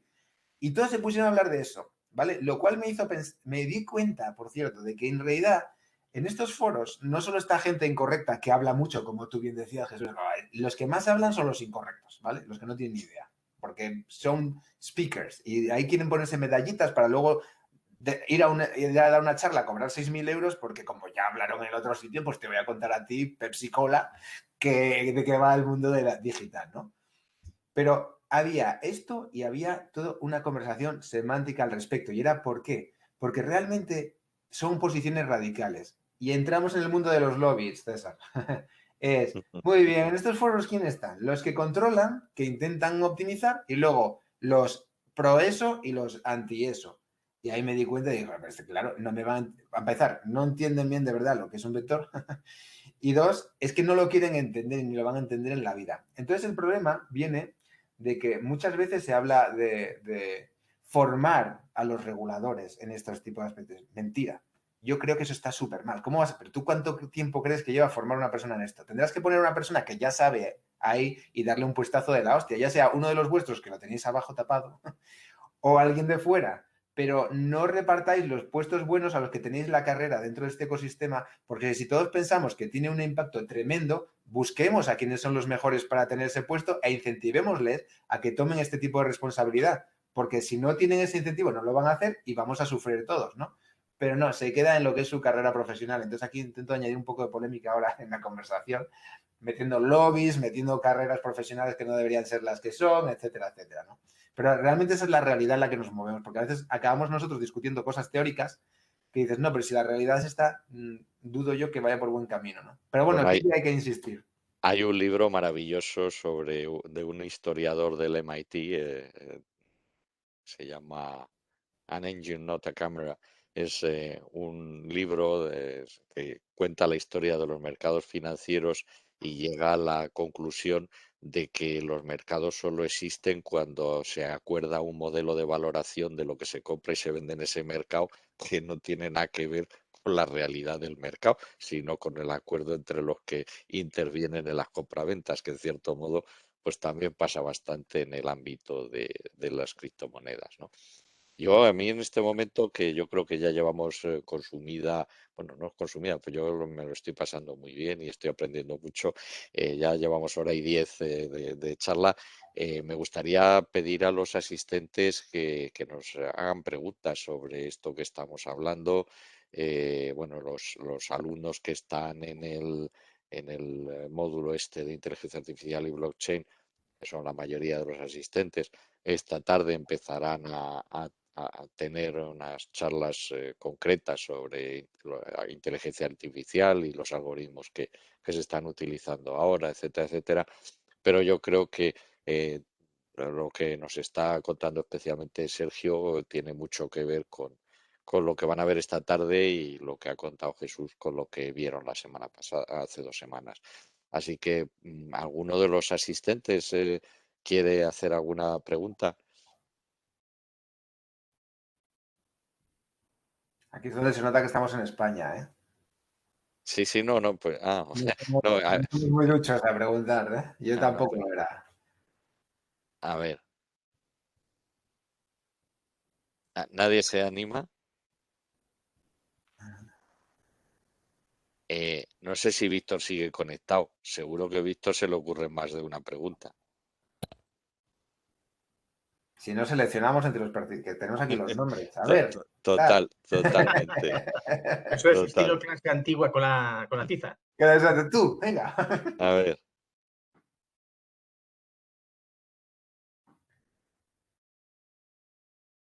Bueno, vamos a ver. Voy a preguntar. Ana Isabel, Ole. ¿quieres preguntar algo? No, por orden de aparición en el chat, no, no es. Hola, buenos días. Buenos días. Bueno, yo os estoy escuchando muy interesada. El tema del blockchain no lo conocía. Yo soy ingeniera civil de caminos, vamos. Y bueno, hay términos que me pierdo un poco, pero la verdad es que no tengo así ninguna duda concreta para ninguno de los oradores. Estoy aprendiendo mucho, eso sí. Os agradezco mucho el que me hayáis invitado. Yo no estoy en el máster y bueno, me he unido a esta mesa redonda. Muy bien, pero ¿tú has tenido alguna relación con las tecnologías informáticas? Me imagino que seguro que sí, si eres ingeniero en activo. Sí, yo actualmente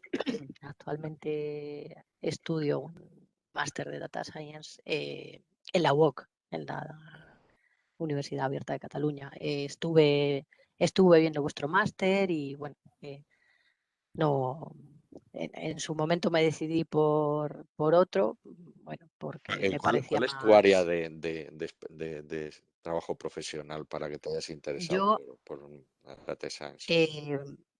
a ver, yo he trabajado durante muchos años en la obra industrial, en la obra civil, pero en la parte industrial. Y últimamente, los últimos 3, 4 años, pues estoy más enfocada en temas de digitalización de la empresa, digamos, y aplicaciones para automatizaciones y bueno, y por eso es mi interés me llegó vuestra convocatoria por el colegio y bueno, me pareció que podríais aportarme mucho. A Y mí bueno, estuve aquí escuchando sobre todo. de lo que has escuchado Digamos, yo hasta de ahora, temas de inteligencia, sí, disculpa, César.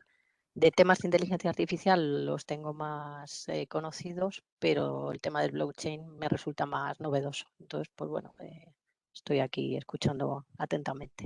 sí, yo creo que lo que ha dicho Sergio a mí me gusta porque yo también uso esa descripción, ¿no? Es cierto que inteligencia artificial es un área que cabría considerar una rama de la estadística, es una estadística muy sofisticada, pero no deja de ser en la mayor parte No de deja de los ser campos de estadística, claro. Yo aplicaciones. actualmente una de las asignaturas que tengo es estadística avanzada y me ha hecho mucha gracia el, el comentario de le ponemos nombres muy rimbombantes, pero no deja de ser estadística avanzada. Efectivamente. Y es Y, cierto, ¿no? O sea, y sobre los aspectos de fiabilidad del software de los que hemos estado hablando, tu experiencia como usuaria o sufridora de los informáticos de tu organización, eh, ¿qué conclusión has sacado hasta ahora?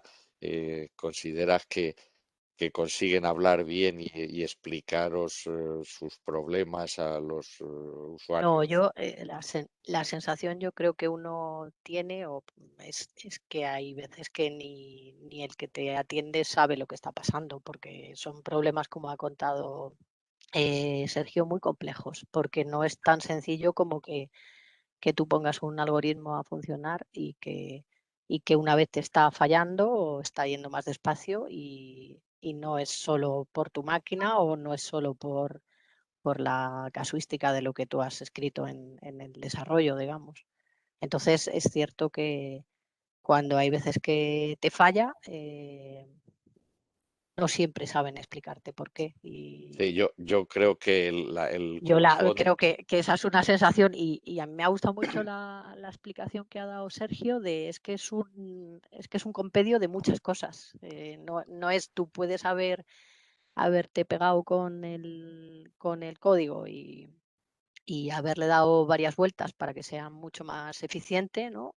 Pero si luego finalmente tienes un agente externo, como por ejemplo, bueno, a mí me pasó no hace mucho que le mostraba a mi jefe pues una aplicación que estaba haciendo para consultar una base de datos y tal. Y, y justo el día que se lo voy a enseñar, me comparto la pantalla, se lo enseño tal y no, o sea, tenía una aplicación que subía los datos a la base y tal y eh, no se veían. Yo actualizaba la base y no se veían. Y lo había hecho cientos de veces antes, ¿no? Y entonces, bueno, y el problema era pues que lo había hecho cientos de veces estando en la oficina, digamos. No estando en la oficina, estando conectada directamente a mi red de casa. Cuando lo hice por medio de la red del túnel, digamos, del VPN, pues ahí me dejó, o sea, el tiempo fue muchísimo mayor y entonces me dejó mal, literalmente, ¿no? Entonces, ese es un problema bastante en el momento habitual.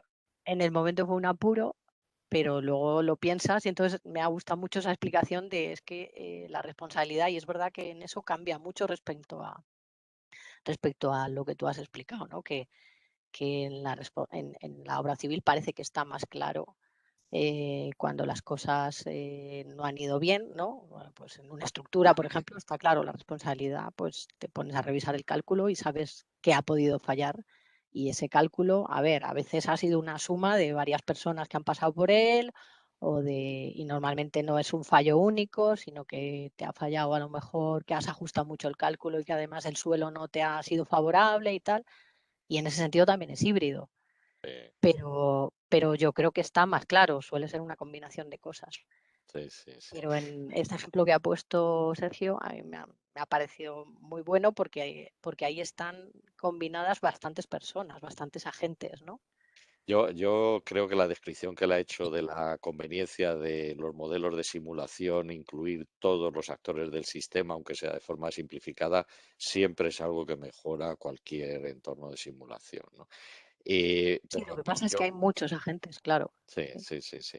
Pero que yo una de las cosas que sí que me gustaría transmitir a los alumnos de este módulo es el final de la presentación que nos ha hecho Jesús, de decir, en todo esto lo que necesitamos son toneladas de sentido común y desde luego, evidentemente, si no, ese sentido común en buena medida solo te lo da la experiencia real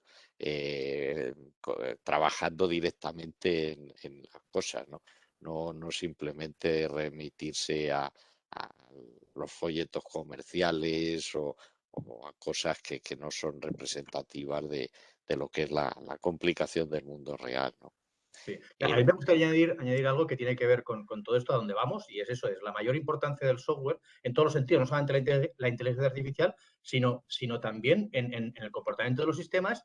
Y bueno, yo estoy ahora con el blockchain, que es solamente una piececita de todo el asunto, y ya te digo que como decía Sergio, y yo también lo pienso, el mayor problema que se le está haciendo al blockchain ahora es que la gente habla de blockchain, ¿vale? Porque entonces, claro, ese es el problema. Porque el hacer las cosas es lo que tiene que hacer. Y blockchain puede añadir determinadas características que yo creo que son esenciales para una sociedad resiliente, pero no es la solución a todo como lo dice el blockchain, al revés. Temas de inteligencia artificial, pues por ejemplo ahora mi coche, cuando yo freno, y tiene que ver con ingeniería civil, no más que con ingeniería civil, con ingeniería. Antes, Mecánica. la palanca de freno estaba conectada directamente vía unos mecanismos. Ahora no, ahora el comportamiento de frenado de mi coche depende de una pieza electrónica que toma decisiones. Por cierto, antiguamente, hace años, era lineal o intentaba ser lineal, intentaba simular el elemento mecánico, pero ahora es inteligente. Es decir, que dependiendo de lo rápido o lento que yo freno, decide que yo estoy ante una emergencia o no, y entonces puede activar determinados sistemas adicionales de frenado, ¿vale? Y dice, coño, este tío está queriendo frenar, pero esto en un coche que ya existe y no nos damos cuenta. Y luego se plantean todos los temas éticos también que proporcionará la inteligencia artificial, por ejemplo, de cuando voy bueno, cuando tengo determinados pasajeros delante del coche, bueno, pasajeros no, ciudadanos delante del coche, de determinadas características, puedo decidir frenar de una manera o irme a la derecha o a la izquierda y entonces sé que voy a matar a uno y no sé cuál, todo ese tipo de cosas. Pero es que no hace falta irse a esos temas tan esotéricos. La sociedad cada vez más depende de un software que no sabemos ni quién ha hecho, ni con qué criterio, ni por qué. La empresa fabricante de mi coche es responsable de asegurar que mi sistema de frenado es adecuado, pero ya sabemos que han habido fallos. Entonces, por eso el sentido común, creo yo, la regulación ayuda, pero la regulación lo que tiene que hacer es promocionar que todas las personas que toman decisiones las tomen con su mejor criterio y con todo el conocimiento acumulado que han tenido. Y necesitamos esas responsabilidades personales decidiendo cómo se hacen las cosas. Y si hay un determinado sistema de inteligencia artificial que ayuda, perfecto, pero ha sido por decisión de alguien, porque ha opinado que en ese contexto, ese sistema, ese algoritmo o lo que sea, ha pasado todas las pruebas, ha hecho. El riesgo no lo vamos a eliminar nunca. Ni en el sistema mecánico, o sea, yo ahora salgo a la calle y igual me atropellan. O sea, eso es imposible. Pero lo que no se puede permitir es que se tomen decisiones que pueden afectar a la vida de los ciudadanos y yo me centro mucho más siempre, fijaros en la parte de cómo afecta a los ciudadanos, ¿vale? Pues el que tome esas decisiones tiene que asumir esa responsabilidad de la toma de decisiones y a veces se equivoca, pero tiene que poder demostrar que ha hecho un esfuerzo razonable por tomar la decisión correcta. No simplemente porque le ha parecido muy bien, muy cool, muy guay, ¿vale? Y al final, pues si algo falla, pero al menos que todo el mundo haya hecho un esfuerzo razonable por evitar que no falle. Y en el tema ciber, bueno, está el tema del freno del coche, pero es que ya en el 1973 o 73, no me acuerdo ya, cuando Leslie Lamport, que es una persona muy conocida en tema de sistemas distribuidos, ya se dio cuenta, cuando el mundo se dio cuenta de que el software iba a ser cada vez más una parte muy fundamental de cómo se vuelan los aviones, porque hasta entonces era todo hardware, pero cuando empezó a entrar el software ya en el 70 y pico, a mediados, ya dijo, oye, tenemos que diseñar sistemas de resiliencia, porque el hardware pues existe esa experiencia, con el software no existe. Y entonces ya es cuando sacó el famoso algoritmo o varios algoritmos, por ejemplo, el de los generales bizantinos, pero básicamente la replicación. Y empezó a utilizar replicación, es decir, no basta con un software, necesitamos varios y además diferentes, a ser posible hechos por personas, por empresas diferentes. Así se hizo en el transbordador espacial. Eso es, fallo del transbordador y de un montón. Bueno, pues él sigue vivo y está escandalizado porque llevamos 40 y pico años y no aprendemos, seguimos sin hacer sistemas resilientes, o mejor dicho, sin utilizar las reglas fundamentales de cómo se construyen sistemas informáticos de software resilientes. Y seguimos haciéndolo, como decías tú, aquí te pillo, aquí te mato, porque es mucho más importante la rapidez de llegar al mercado que no hacer un sistema que efectivamente sea lo más resiliente que se puede diseñar. Va a tener sus fallos, pero al menos no fallos triviales, que siempre nos estamos encontrando con fallos que analizados, en el tema del blockchain se da muchísimo. Miras el fallo y dices, pero si esto es de primero de carrera de informática, bueno, pues da igual, las prisas, lo que tú quieras. Y eso es lo que no puede ser. Eso es lo que la regulación tiene que promocionar. Que si se demuestra de alguna manera, y ahí es donde entra la trazabilidad del blockchain, si se demuestra de alguna manera que tú tomaste una decisión no intentando tomar la decisión de la manera más razonable posible o mejor posible, si la tomaste por otros motivos que son dolosos, a por ti, ¿vale? Y eso es lo que tiene que ocurrir, porque quien toma las decisiones son las personas. O mejor dicho, deberían ser las personas. Bueno, yo quería solo comentaros una cosilla. Hace poco estuve asistiendo a un seminario de la UITP y surgió un tema que es lo del vehículo autónomo, ¿no? Y entonces lo que se puso un poco encima de la mesa a propósito de las responsabilidades es que es muy complicado trazar allí las responsabilidades en el momento en que un vehículo autónomo se ponga en marcha, porque y si hay una muerte, ¿quién es el responsable? ¿El que ha programado esa inteligencia artificial para que para que la conduzca o, digamos, o el que el aprendizaje no haya sido, no conduzca a buenos resultados. Entonces, bueno, ahí hay un tema difícil de opinar. Déjame conjeturar cuál es la solución, Ana. A que Sí. dijeron que lo único importante es que haya una aseguradora que se haga cargo de la indemnización. Sí, seguramente. Pues es que este es el problema. Pero Entonces, es complejo. Es claro, complejo es que que una al final aseguradora pagamos se meta todos ahí. la insensatez Claro. colectiva. Sí, no es un Mm. problema. Oye, Ana, muchísimas gracias por tu intervención. Creo que ha sido muy interesante y aunque no haya sido una pregunta directa, pero sí nos ha dado oportunidad para hablar de más cosas.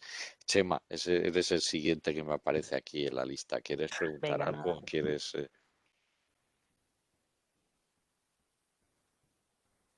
Está silenciado, ¿eh?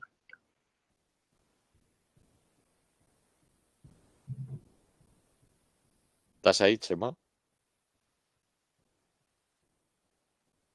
Bueno, pues pasamos a Elizabeth Ciuro. ¿Quieres darnos una opinión o un comentario sobre lo que llevamos hablado hasta ahora?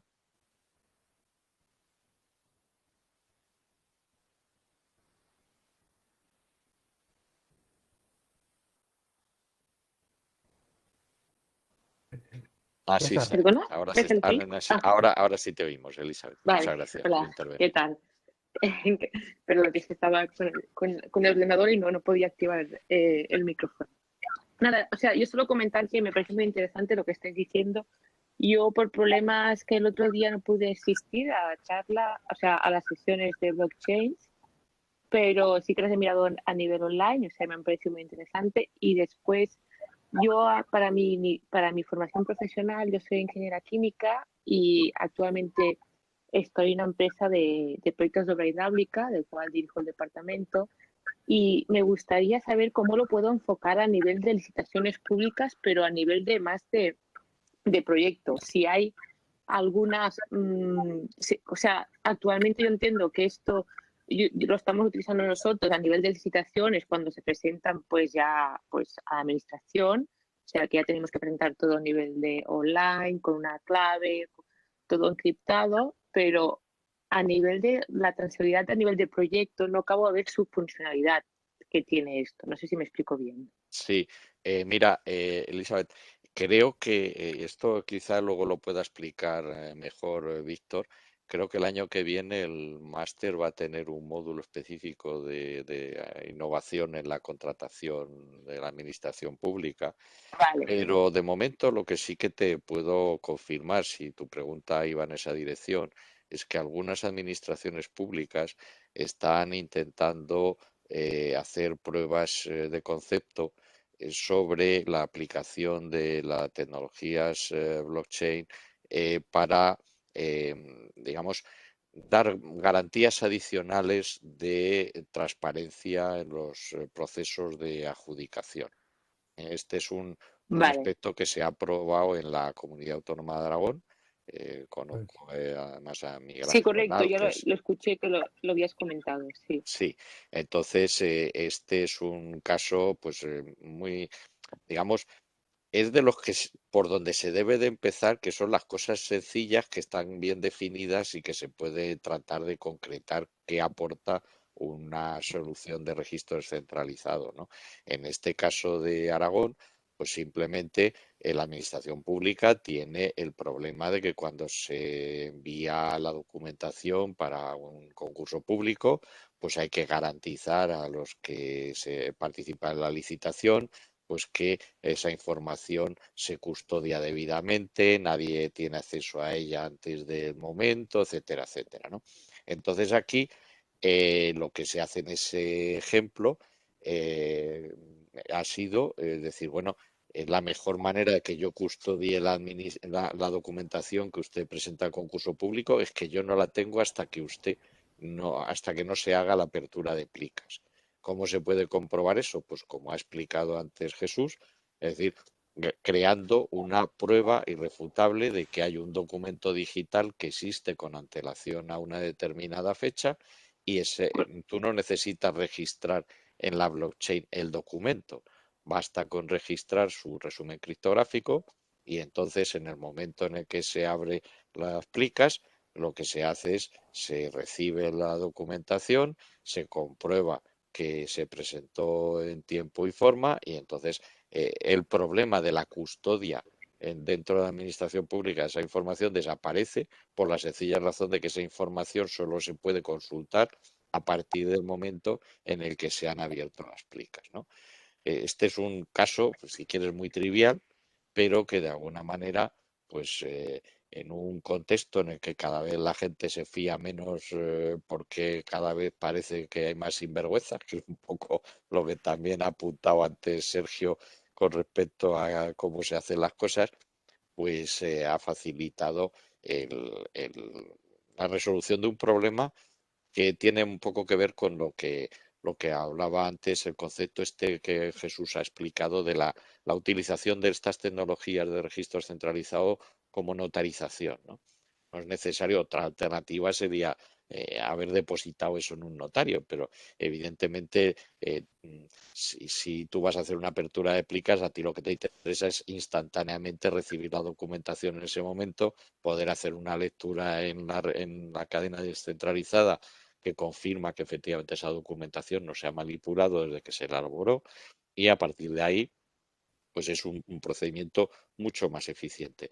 Víctor, ¿quieres aportar algún comentario sobre esto? Bueno, sobre el tema que has, de paso que has dicho de el plan de la cuarta edición que tenemos, ¿no? De incluir un módulo el calendario que tenemos que se impartiría en julio del año que viene, dedicado a la contratación pública, pues efectivamente queremos que sea un módulo en donde se aborde la contratación pública desde la triple perspectiva de la innovación, la digitalización y la sostenibilidad, ¿no? No queremos que sea una cosa de estrictamente de contenido jurídico y de ver la ley de contratos del sector público y de los diferentes procedimientos de contratación, sino que queremos abordarla desde estas tres claves, ¿no? Y aprovechar, claro, lógicamente lo que hay en la ley para que la contratación pública sea eso, cada vez más Pues nada, digital, a ver si más consigues innovadora. liar a Miguel Ángel Bernal para que coordine ese módulo, que seguro que vamos, Sí, a mí bueno, no se me yo ocurre. no sé, o sea, estos hicieron, Miguel Ángel Bernal de Aragón, estos hicieron efectivamente una licitación que el alcance era limitado, era para contratos menores, nada más. La Ujú. aplicación del blockchain era para contratos menores, pero no sé si la están utilizando, ¿sabes tú si la están utilizando? En principio sigue el servicio, o sea, la cuestión es que es una pieza tan pequeña de todo el flujo de trabajo de una contratación pública que, bueno, pues seguramente lo que merece la pena es a lo mejor si se puede divulgar esa experiencia y contrastarla con otras parecidas que haya en otros países europeos o que sea, pues yo creo que merece la pena, ¿no? Pero vamos, ese es un... Sí, sí, Y sí. luego, aparte de esta Yo pregunta tan creo, perdón, específica, dime. yo creo que la Agencia Catalana del Agua en Cataluña también está haciendo algo así, porque cuando presentamos licitaciones lo tenemos que presentar a nivel online con una clave, o sea, y solo se puede, bueno, no sé si esto es algo simbólico, ¿eh? Pero es una clave, entonces nos dicen el día que lo abren, Ya, no sé, pero, o sea, Pues quiero decir, por ejemplo, yo no conozco ningún proyecto concreto de la Administración Pública catalana en el que use ninguna de estas dos correcto, pues debe tecnologías ser que otra estamos cosa, vale, vale. comentando hoy, debe ¿no? ser la Eh, huella digital, o sea que yo creo que lo que hay debe Efectivamente, ser la eso huella. es una cosa ya muy, muy, Mm, muy consolidada y mm, muy mm. experimentada, ¿no? Aquí la cosa es precisamente el que, bueno, pues en línea con el proyecto este europeo que Jesús no ha explicado en mucho detalle, pero que si nos sobrara tiempo, pues merece la pena hacer algún comentario sobre él.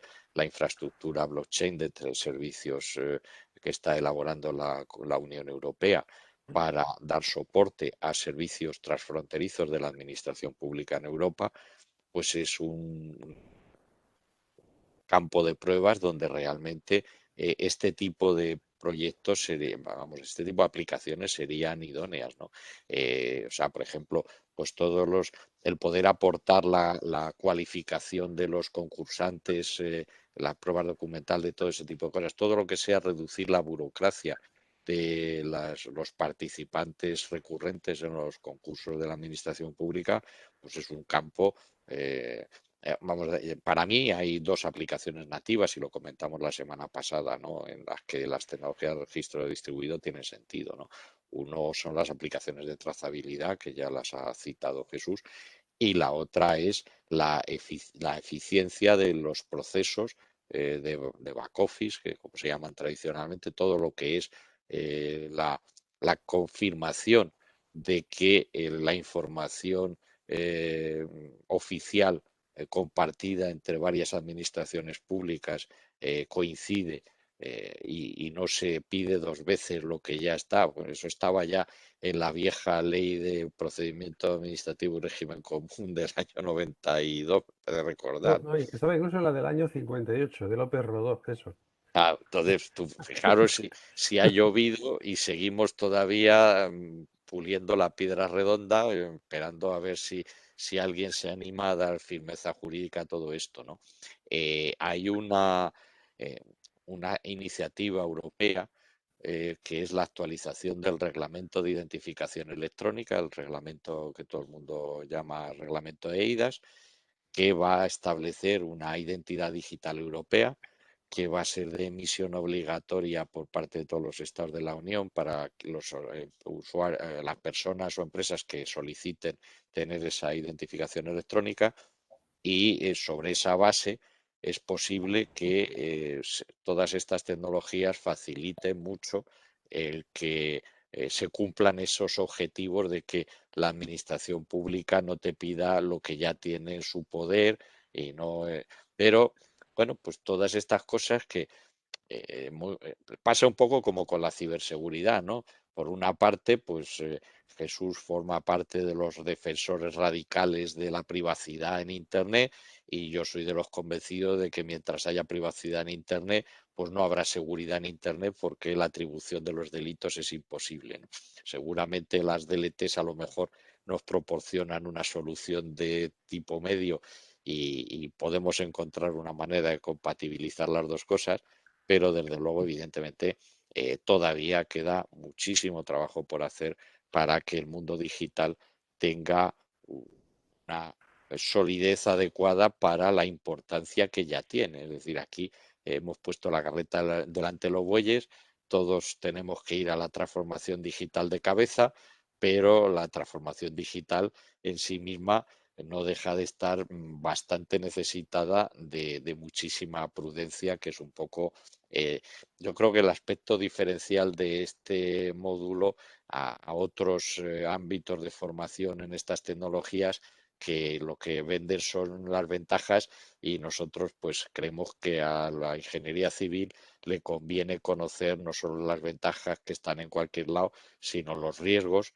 de los que resulta políticamente incorrecto hablar, pero que he conseguido encontrar este año a dos valientes que se han animado a dar la cara y a desmitificar un poco sus respectivos ámbitos de conocimiento, ¿no? Si no tienes ninguna cosa más que añadir, Elizabeth, muchas gracias por tu No, intervención. muchas gracias por vuestra respuesta. Gracias. Gracias. Juan Carlos.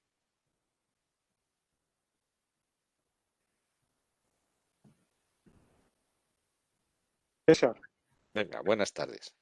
Hola, buenas tardes. Mira, yo nada, comentar que estoy trabajando y realmente os tengo puesto un poco de fondo. He tenido que entrar a un par de reuniones, así que no puedo decir nada. Después ya veré la mesa redonda de nuevo en casa tranquilo.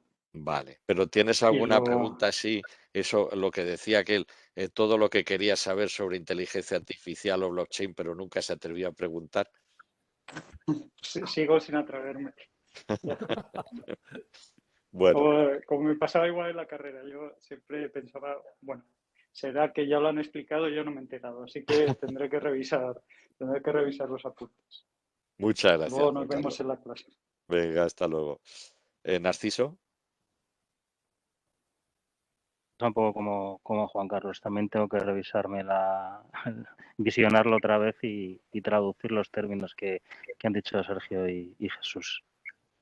Pero bueno, más o menos alguna idea o alguna reflexión personal sobre lo que hemos estado debatiendo aquí en esta primera hora de la... No, me parece muy interesante, pero ya, como comentaba, es cuestión de revisarlo otra vez y ver toda la documentación y, bueno, si surgen dudas, pues ya mandaría algún correo para aclararlas. Muy bien, pues Gracias. muchas gracias a ti. Raúl.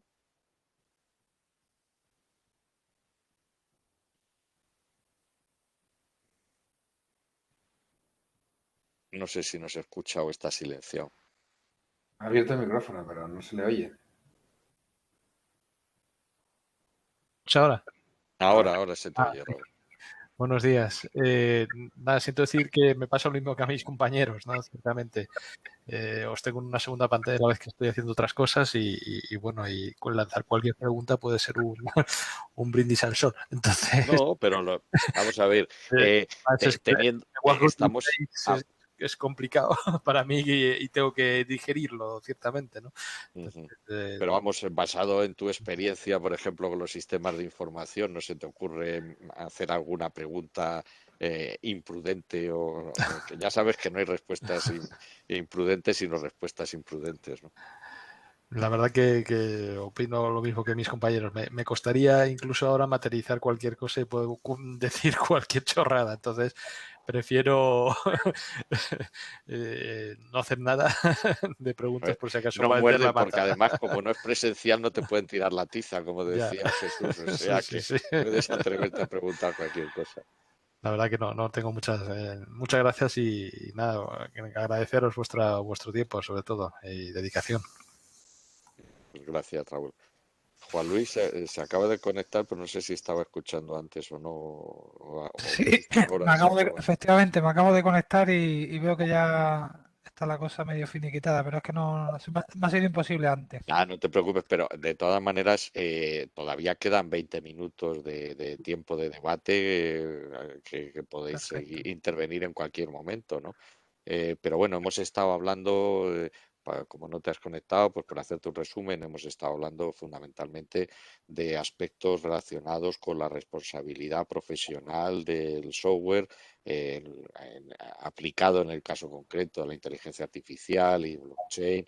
Y hemos estado, pues eso, debatiendo cosas como que los algoritmos de inteligencia artificial puedan aportar la explicación de cómo llegan a las conclusiones que llegan. Jesús ha intentado un poco aclarar que en cierto modo el valor de las tecnologías de registro descentralizado es contribuir a crear una confianza entre participantes, dándole un poco el papel que tienen los notarios o registradores en el mundo actual, pero con otras características de instantaneidad y de eficiencia que no tienen los sistemas de fe pública actuales. Y sobre eso hemos un poco lo que hemos estado charlando. O sea que puedes hacer cualquier pregunta sobre lo que también hemos estado hablando hace 2 semanas sobre estas tecnologías y bueno, pues es el momento de aprovechar que tenemos aquí a 2 participantes muy cualificados para seguir debatiendo en un contexto que está siendo pues de mucha sinceridad, ¿no? O sea que una de las cosas que me agrada es de ver que tanto Jesús como Sergio han estado a la altura de mis expectativas y han sido políticamente incorrectos y han estado hablando de las limitaciones reales y de la mitificación de todas estas tecnologías que hace que muchas veces se utilicen con muy poca prudencia o solo por razones comerciales y que luego den lugar a problemas serios de gestión de las expectativas de quienes han decidido invertir en este tipo de tecnologías o de proyectos, ¿no? ¿No se te ocurre en ese contexto nada que quieras preguntar ahora? Pues no, César, ahora mismo estoy aterrizando todavía en esto y no tengo ninguna cuestión. Estoy un poco de acuerdo con lo que estabas comentando ahora, que muchas veces se pone el foco en que esta es la solución a muchos problemas y, bueno, hay que seguir tirando de las soluciones tradicionales y implementando las tecnologías cuando realmente hagan los procesos más eficientes y más sostenibles, sobre todo. Muy bien, pues entonces, Víctor, tú que eres una persona con muchísima No, experiencia en todo esto, no seguro que puedes hacer preguntas muy, muy interesantes a los no sé. ponentes. Bueno, puedo traer a colación un documento que ha caído en mis manos recientemente. Es un documento de la Institution of Civil Engineers del Reino Unido. Y es un documento en donde ve, bueno, pues cuáles son los principales tendencias, ¿no?, del nuevo profesional de la ingeniería civil, ¿no? Y por supuesto uno de los focos es lo digital, ¿no? Lo digital. Pero una cosa que me ha gustado bastante de ese documento es que establece una serie de escenarios, o sea, analiza el tema desde la perspectiva de escenarios, ¿eh? Y le pone al profesional, al ingeniero civil, en esos distintos escenarios, ¿no?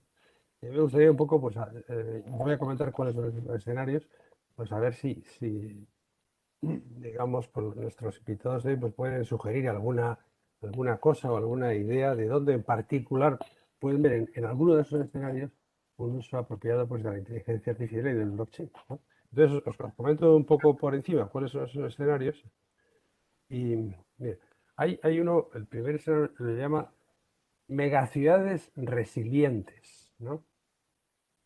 Este es uno de los escenarios, ¿no? Entonces, bueno, pues el papel que deben de jugar ahí los ingenieros civiles, ¿no? Y cómo pueden, entre otras cosas, pues abordar la problemática de esas megaciudades utilizando tecnologías digitales. El segundo escenario es asentamientos dispersos, ¿eh? Es un poco lo Que es contrario. justo la antítesis, sí. El tercero lo llaman de una manera un poco llamativa, la extinción express. O sea, la idea, ¿no?, de que, bueno, estamos en un camino tremendamente peligroso, ¿no?, en el cambio climático, ¿no? Y que va a ocurrir en un escenario en donde esto se agrave rápidamente, ¿no? Y donde ellos ven, por ejemplo, pues gente, los ricos y los poderosos, ¿no?, que se construyan eh, entornos seguros, ¿eh?, y que la mayoría de la población pues quede fuera y, digamos, al albur de lo que le pueda traer ese cambio. Modelo Latinoamérica, vamos. Es un poco así, ¿no? El cuarto escenario lo llaman, de una manera como cachonda, Greentocracy, ¿no? O sea, la verdecracia, diríamos, algo así, ¿eh?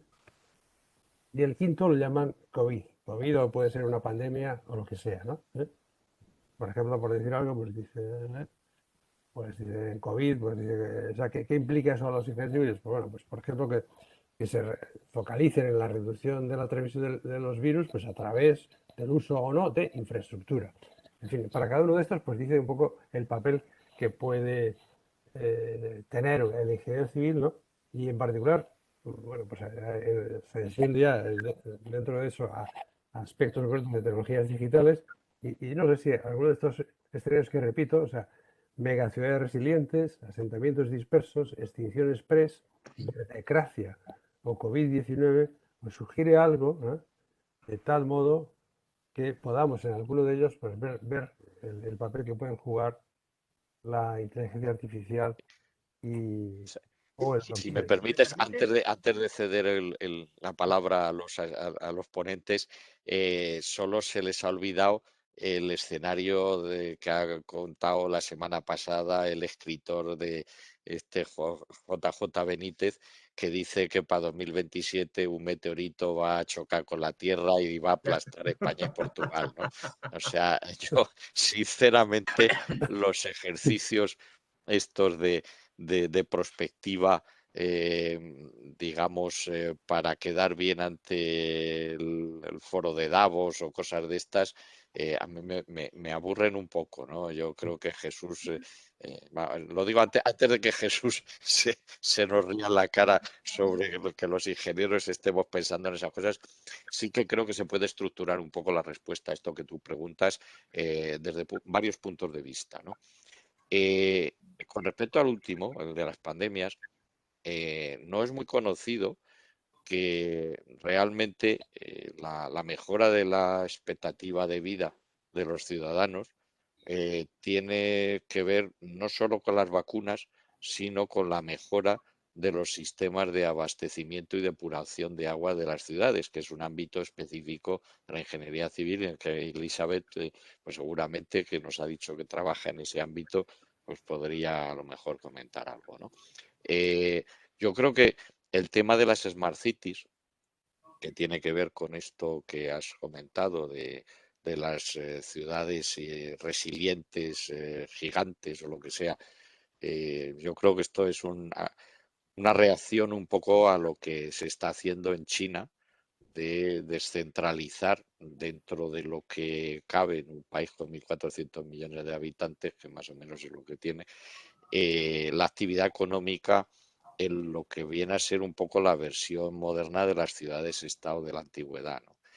Y todas estas ciudades tienen en común que las infraestructuras que parecen imprescindibles, porque se da por sentado que va a haber agua, como decía antes, no sé si era Jesús o Sergio, o sea, en el mundo digital no comes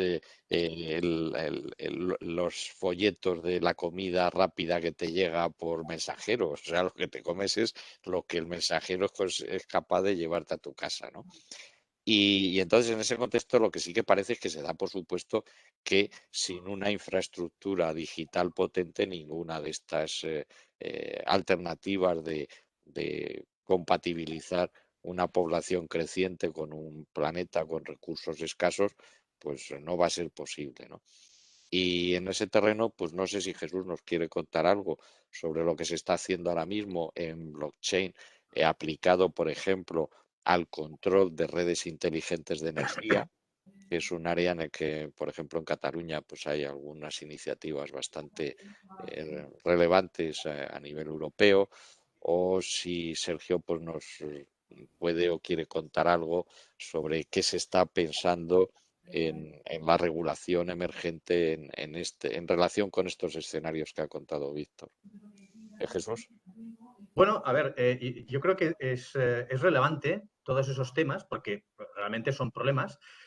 Lo que pasa es que está con megaciudades, etcétera, pero aún así el tema de las smart cities, ¿vale? Que muchas veces se ve como, ¿y esto para qué sirve? Y suena a cool, en realidad debería estar basado en un tema fundamental, y es que la resiliencia de las ciudades o de las zonas donde viven ciudadanos y se acumulan muchos ciudadanos, tiene que ser fundamental, la provisión de agua, etcétera. Entonces, es una combinación de nuevo de lo ciber y de lo físico. Lo físico es lo que nos afecta más, pero también necesitamos información. Entonces, yo ahora mismo estoy trabajando precisamente desde octubre en un tema que déjame que presente, ¿vale? Para que veáis cómo se supone que debe cuadrar o cómo va a cuadrar el blockchain. Entonces, si se ve ahora, a ver, está compartiendo, vale, perfecto.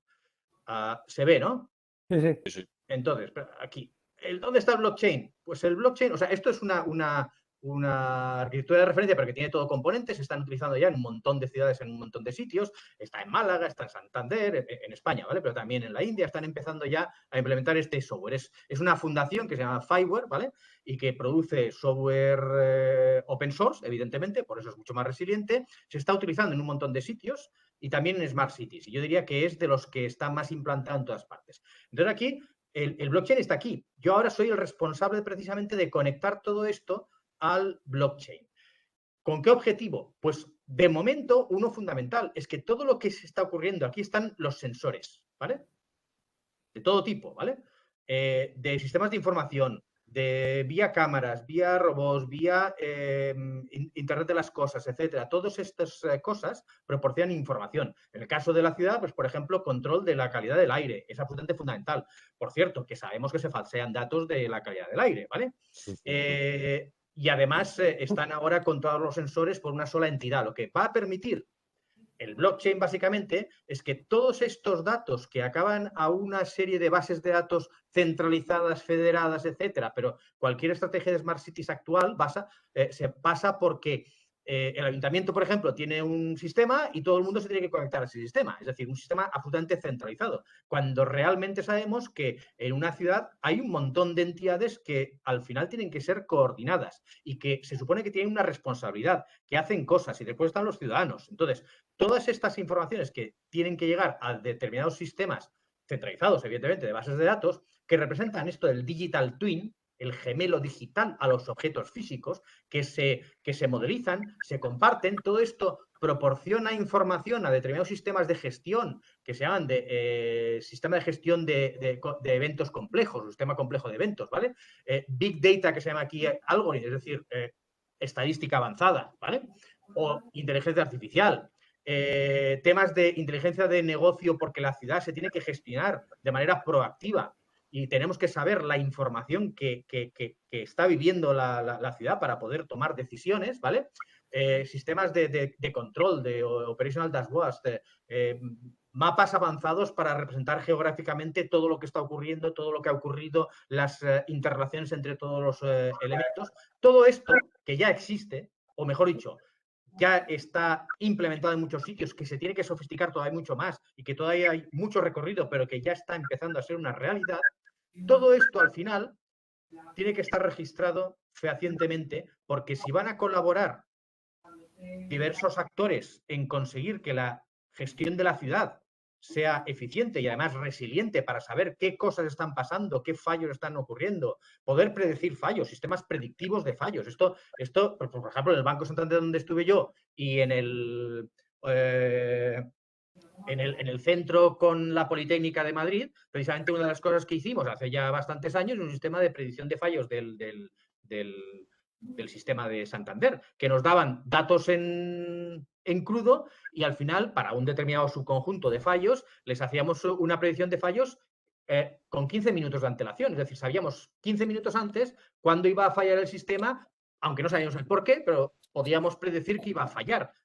¿Estadística avanzada? Sí, ¿vale? Pero al final, estadística avanzada que era útil para este tipo de cosas. Bueno, pues en la ciudad también debería ser capaz de utilizar estadísticas avanzadas para poder predecir determinados fallos y ser mucho más resiliente y poder controlar los flujos de población, flujos de tráfico, todo, ¿vale?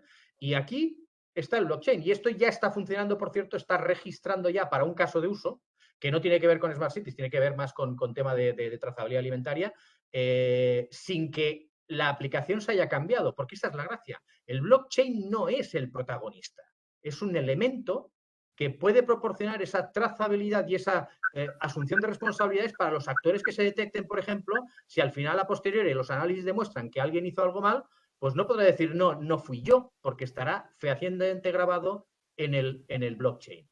Y esto sirve para Smart Cities, para obras civiles, para puentes, para absolutamente cualquier cosa que tenga sensores y que tengamos que poder después demostrar a posteriori, porque el blockchain no demuestra que el dato era verídico, sino que alguien dijo algo y ahora no se puede echar hacia atrás, ¿vale? Y eso es muy importante.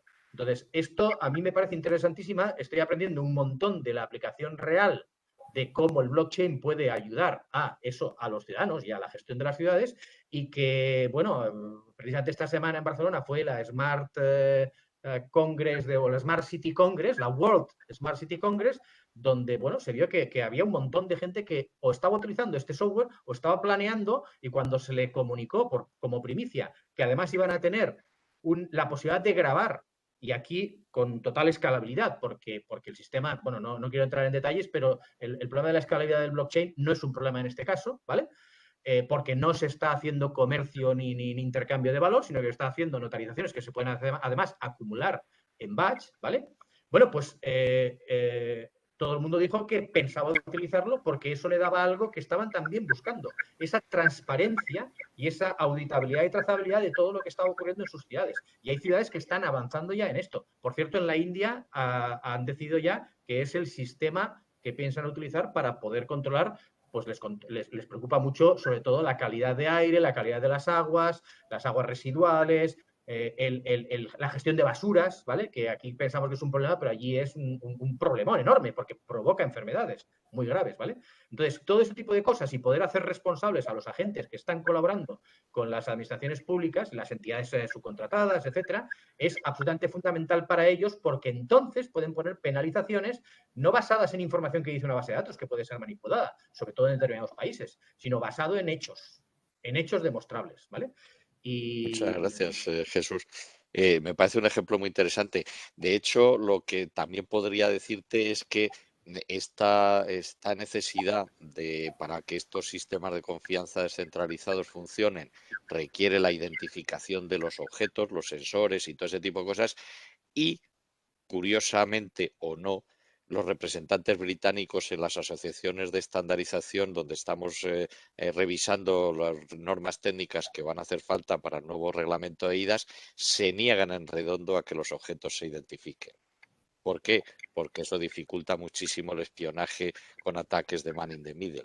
Pero cada uno vive de lo que vive. Bueno, a ver, sí, eso es posible, pero por ejemplo, uno de los proyectos ya de más de futuro del EFSI, del European Blockchain, es el pasaporte digital para los objetos. Con el objeto de que porque sobre todo para el tema de la economía circular, y eso también afecta a la ingeniería civil. Es decir, muy bien. Oye, nos hemos quedado ya casi sin tiempo. Sergio, ¿quieres tú también hacer un último comentario sobre estos escenarios que comentaba Víctor? Yo quizás, para ser breve y hacer un poco de zoom out, igual lo que intentaría sintetizar con un tuit, ¿no? De todo esto sobre ingeniería civil, que es que todos los procesos a los que os enfrentáis pasan a ser auditables, pasan a ser anticipables y pasan a ser a medida. O sea, ya no 0,1, es no. Y si estamos en 0,32, lo que tenemos que hacer es esto. Y si estamos en 0,57, porque hasta ahora era muy 0,1. Entonces ahora podemos empezar a hacer las cosas de forma gradual. Entonces serían estas tres cositas, para mí la conclusión a nivel de ingeniería civil. Quizás es lo que he aprendido, ¿no? de la interacción.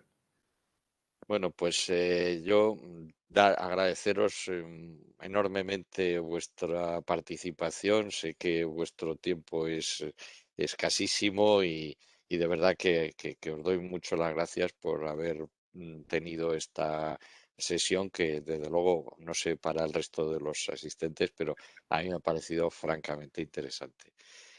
Muchas gracias a Víctor por también haber estado atento a lo que aquí hacíamos. Yo encantado, aprender siempre. Muy bien, pues de eso está. O sea, que si dejas de aprender estás muerto. O sea, esto es sí que yo creo que así es una conclusión inevitable. Pues muchas gracias a todos y hasta esta tarde a los que nos veamos en el máster. Gracias a vosotros, un placer. Muchas gracias. Gracias, hasta luego. Hasta luego.